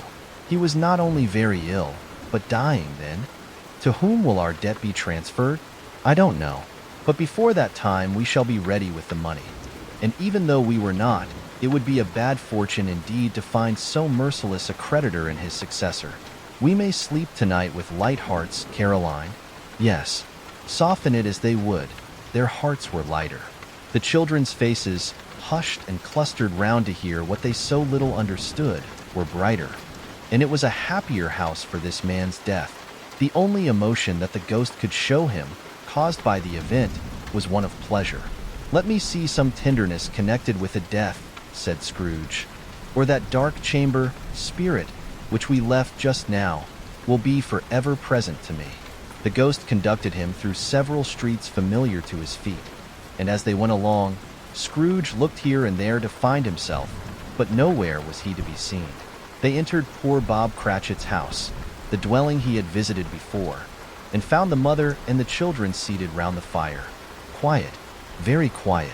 The noisy little Cratchits were as still as statues in one corner, and sat looking up at Peter, who had a book before him. The mother and her daughters were engaged in sewing, but surely they were very quiet. And he took a child and set him in the midst of them. Where had Scrooge heard those words? He had not dreamed them. The boy must have read them out as he and the spirit crossed the threshold. Why did he not go on? The mother laid her work upon the table and put her hand up to her face. "The color hurts my eyes," she said. "The color? Ah, poor Tiny Tim." "They're better now again," said Cratchit's wife. "It makes them weak by candlelight, and I wouldn't show weak eyes to your father when he comes home, for the world. It must be near his time." "Past it rather," Peter answered, shutting up his book. "But I think he has walked a little slower than he used these few last evenings, mother." They were very quiet again. At last she said, and in a steady, cheerful voice that only faltered once, I have known him walk with Tiny Tim upon his shoulder, very fast indeed." "And so have I," cried Peter. "Often." "And so have I," exclaimed another. "So had all. But he was very light to carry," she resumed, intent upon her work, "and his father loved him so that it was no trouble. And there is your father at the door." She hurried out to meet him, and little Bob and his comforter, he had need of it, poor fellow, came in. His tea was ready for him on the hob, and they all tried who should help him to it most. Then the two young Cratchits got upon his knees and laid, each child a little cheek, against his face, as if they said, "Don't mind it, father. Don't be grieved." Bob was very cheerful with them, and spoke pleasantly to all the family. He looked at the work upon the table, and praised the industry and speed of Mrs. Cratchit and the girls. They would be done long before Sunday, he said. "Sunday? You went today, then, Robert?" said his wife. "Yes, my dear," returned Bob. "I wish you could have gone. It would have done you good to see how green a place it is. But you'll see it often. I promised him that I would walk there on a Sunday." "My little child," cried Bob. "My little child." He broke down all at once. He couldn't help it. If he could have helped it, he and his child would have been farther apart perhaps than they were. He left the room, and went upstairs into the room above, which was lighted cheerfully and hung with Christmas. There was a chair set close beside the child, and there were signs of someone having been there lately. Poor Bob sat down in it, and when he had thought a little and composed himself, he kissed the little face. He was reconciled to what had happened, and went down again quite happy.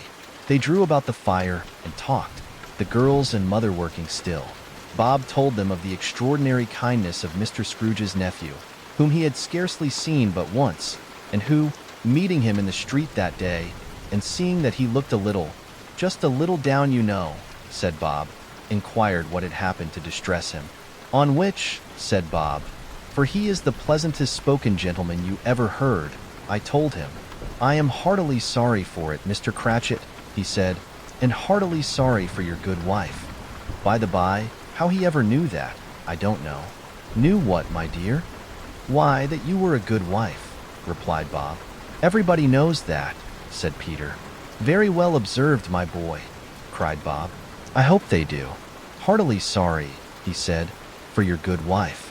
If I can be of service to you in any way," he said, giving me his card, "that's where I live. Pray come to me."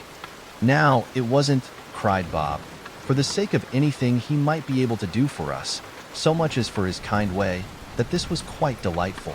It really seemed as if he had known our Tiny Tim and felt with us.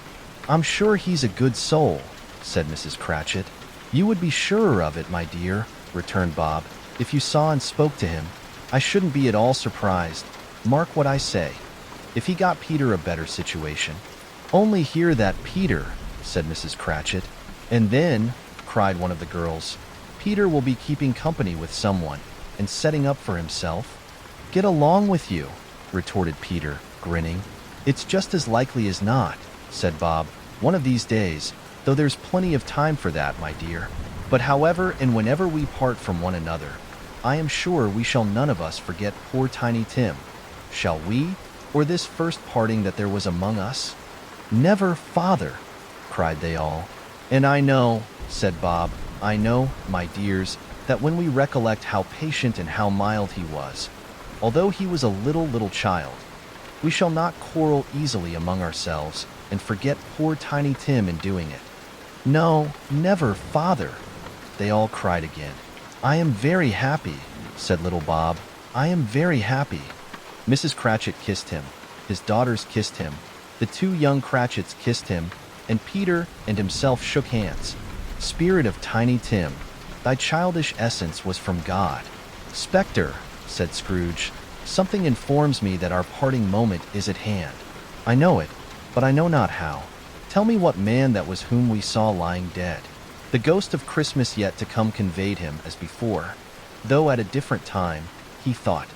Indeed, there seemed no order in these latter visions, save that they were in the future, into the resorts of business men, but showed him not himself. Indeed, the spirit did not stay for anything, but went straight on, as to the end just now desired, until besought by Scrooge to tarry for a moment. This court, said Scrooge, through which we hurry now, is where my place of occupation is, and has been for a length of time. I see the house. Let me behold what I shall be in days to come. The spirit stopped. The hand was pointed elsewhere. The house is yonder, Scrooge exclaimed. Why do you point away? The inexorable finger underwent no change. Scrooge hastened to the window of his office and looked in. It was an office still, but not his. The furniture was not the same, and the figure in the chair was not himself. The phantom pointed as before. He joined it once again, and wondering why and whither he had gone, accompanied it until they reached an iron gate. He paused to look round before entering. A churchyard. Here, then, the wretched man whose name he had now to learn lay underneath the ground. It was a worthy place, walled in by houses, overrun by grass and weeds, the growth of vegetation's death, not life, choked up with too much burying, fat with replete appetite. A worthy place. The spirit stood among the graves, and pointed down to one. He advanced towards it trembling. The phantom was exactly as it had been, but he dreaded that he saw new meaning in its solemn shape. Before I draw nearer to that stone to which you point, said Scrooge, answer me one question. Are these the shadows of the things that will be, or are they shadows of things that may be only? Still the ghost pointed downward to the grave by which it stood. Men's courses will foreshadow certain ends, to which, if persevered in, they must lead, said Scrooge. But if the courses be departed from, the ends will change. Say it is thus with what you show me. The spirit was immovable as ever. Scrooge crept towards it, trembling as he went, and following the finger, read upon the stone of the neglected grave his own name, Ebenezer Scrooge. Am I that man who lay upon the bed? He cried, upon his knees. The finger pointed from the grave to him, and back again. No, spirit. Oh no, no. The finger still was there. Spirit, he cried, tight clutching at its robe. Hear me. I am not the man I was. I will not be the man I must have been but for this intercourse. Why show me this, if I am past all hope? For the first time the hand appeared to shake. Good spirit, he pursued. As down upon the ground he fell before it. Your nature intercedes for me and pities me. Assure me that I yet may change these shadows you have shown me by an altered life. The kind hand trembled. I will honor Christmas in my heart and try to keep it all the year. I will live in the past, the present, and the future. The spirits of all three shall strive within me. I will not shut out the lessons that they teach. Oh, tell me I may sponge away the writing on this stone. In his agony, he caught the spectral hand. It sought to free itself, but he was strong in his entreaty and detained it. The spirit, stronger yet, repulsed him. Holding up his hands in a last prayer to have his fate reversed, He saw an alteration in the phantom's hood and dress. It shrunk, collapsed, and dwindled down into a bedpost.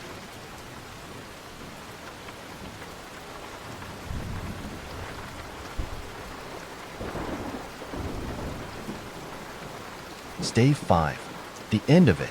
Yes. And the bedpost was his own. The bed was his own. The room was his own. Best and happiest of all. The time before him was his own. To make amends in, I will live in the past, the present, and the future. Scrooge repeated, as he scrambled out of bed. The spirits of all three shall strive within me.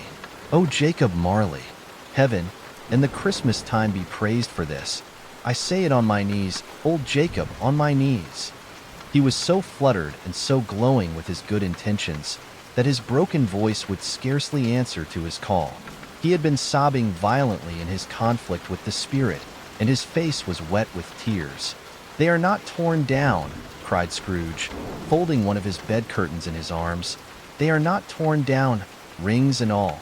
They are here. I am here. The shadows of the things that would have been may be dispelled. They will be. I know they will. His hands were busy with his garments all this time, turning them inside out, putting them on upside down, tearing them, mislaying them, making them parties to every kind of extravagance. I don't know what to do, cried Scrooge, laughing and crying in the same breath, and making a perfect Laocoon of himself with his stockings. I am as light as a feather. I am as happy as an angel. I am as merry as a schoolboy. I am as giddy as a drunken man. A Merry Christmas to everybody. A Happy New Year to all the world. Hello here. Whoop. Hello. He had frisked into the sitting room and was now standing there, perfectly winded. There's the saucepan that the gruel was in, cried Scrooge, starting off again and going round the fireplace. There's the door by which the ghost of Jacob Marley entered. There's the corner where the ghost of Christmas present sat. There's the window where I saw the wandering spirits. It's all right. It's all true. It all happened. Ha ha ha. Really, for a man who had been out of practice for so many years, it was a splendid laugh, a most illustrious laugh. The father of a long, long line of brilliant laughs. I don't know what day of the month it is, said Scrooge. I don't know how long I've been among the spirits. I don't know anything. I'm quite a baby. Never mind. I don't care. I'd rather be a baby. Hello. Whoop. Hello here. He was checked in his transports by the churches ringing out the lustiest peals he had ever heard.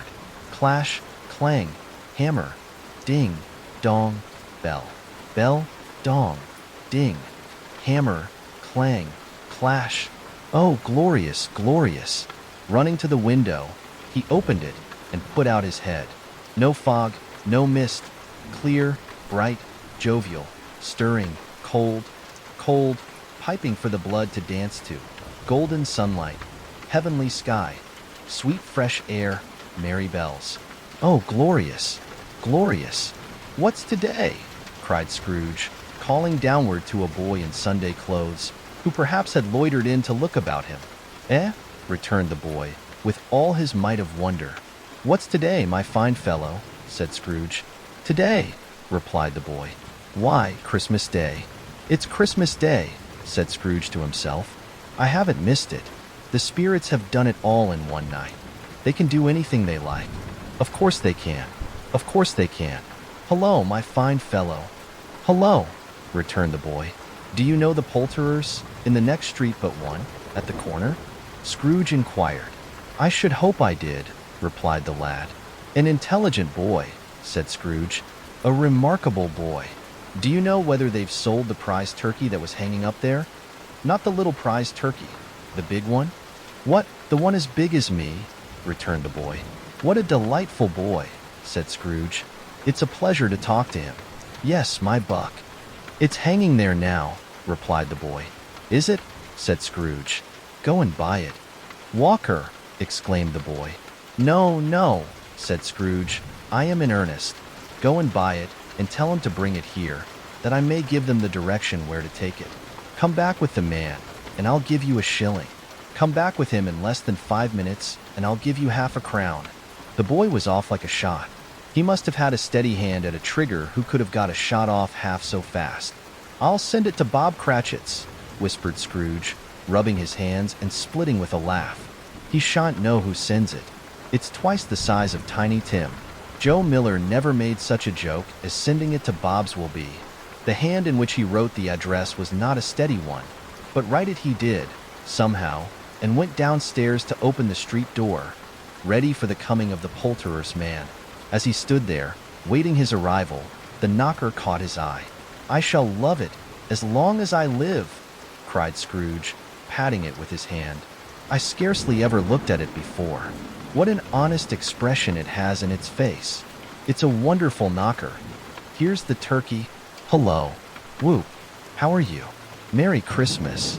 It was a turkey. He never could have stood upon his legs, that bird. He would have snapped him short off in a minute, like sticks of sealing wax. "Why, it's impossible to carry that to Camden Town," said Scrooge. "You must have a cab."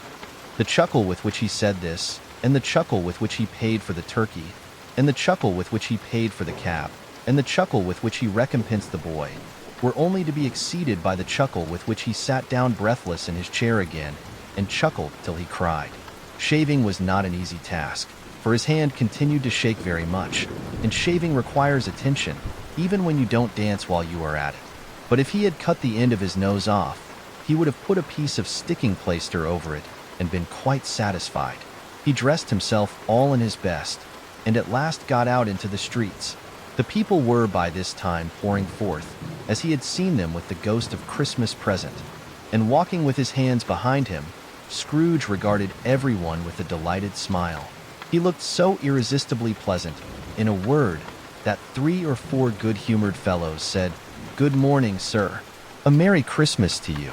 And Scrooge said often afterwards that of all the blithe sounds he had ever heard, those were the blithest in his ears.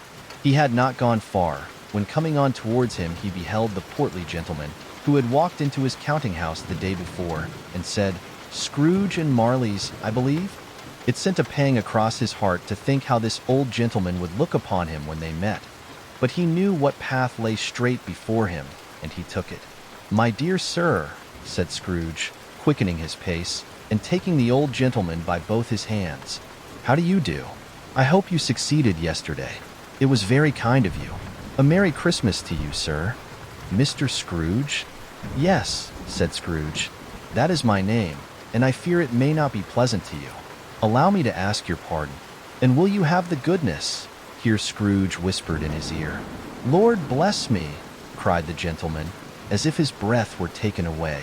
"My dear Mr. Scrooge, are you serious?" "If you please," said Scrooge. "Not a farthing less. A great many back payments are included in it, I assure you. Will you do me that favor?" "My dear sir," said the other, shaking hands with him, "I don't know what to say to such munify." "Don't say anything, please," retorted Scrooge. "Come and see me. Will you come and see me?" "I will," cried the old gentleman, and it was clear he meant to do it. "Thank ye," said Scrooge. "I am much obliged to you. I thank you 50 times. Bless you." He went to church and walked about the streets, and watched the people hurrying to and fro, and patted children on the head, and questioned beggars, and looked down into the kitchens of houses, and up to the windows, and found that everything could yield him pleasure. He had never dreamed that any walk, that anything, could give him so much happiness. In the afternoon he turned his steps towards his nephew's house. He passed the door a dozen times before he had the courage to go up and knock, but he made a dash and did it. "Is your master at home, my dear?" said Scrooge to the girl. "Nice girl. Very." "Yes, sir." "Where is he, my love?" said Scrooge. "He's in the dining room, sir, along with mistress. I'll show you upstairs, if you please." "Thank ye. He knows me," said Scrooge, with his hand already on the dining room lock. "I'll go in here, my dear." He turned it gently, and sidled his face in, round the door. They were looking at the table, which was spread out in great array. For these young housekeepers are always nervous on such points, and like to see that everything is right. "Fred," said Scrooge, "dear heart alive, how is niece by marriage started?" Scrooge had forgotten, for the moment, about her sitting in the corner with the footstool. or he wouldn't have done it on any account. "Why, bless my soul!" cried Fred. "Who's that?" "It's I, your Uncle Scrooge. I have come to dinner. Will you let me in, Fred?" "Let him in. It is a mercy he didn't shake his arm off. He was at home in 5 minutes. Nothing could be heartier. His niece looked just the same. So did Topper when he came. So did the plump sister when she came. So did everyone when they came. Wonderful party, wonderful games, wonderful unanimity, wonderful happiness. But he was early at the office next morning. Oh, he was early there. If he could only be there first and catch Bob Cratchit coming late. That was the thing he had set his heart upon. And he did it. Yes, he did. The clock struck 9. No, Bob. A quarter past. No, Bob. He was full 18 minutes and a half behind his time. Scrooge sat with his door wide open, that he might see him come into the tank. His hat was off before he opened the door. His comforter, too. He was on his stool in a jiffy, driving away with his pen, as if he were trying to overtake 9 o'clock. "Hello!" growled Scrooge, in his accustomed voice, as near as he could feign it. "What do you mean by coming here at this time of day?" "I am very sorry, sir," said Bob. "I am behind my time." "You are?" repeated Scrooge. "Yes, I think you are. Step this way, sir, if you please." "It's only once a year, sir," pleaded Bob, appearing from the tank. "It shall not be repeated. I was making rather merry yesterday, sir." "Now, I'll tell you what, my friend," said Scrooge.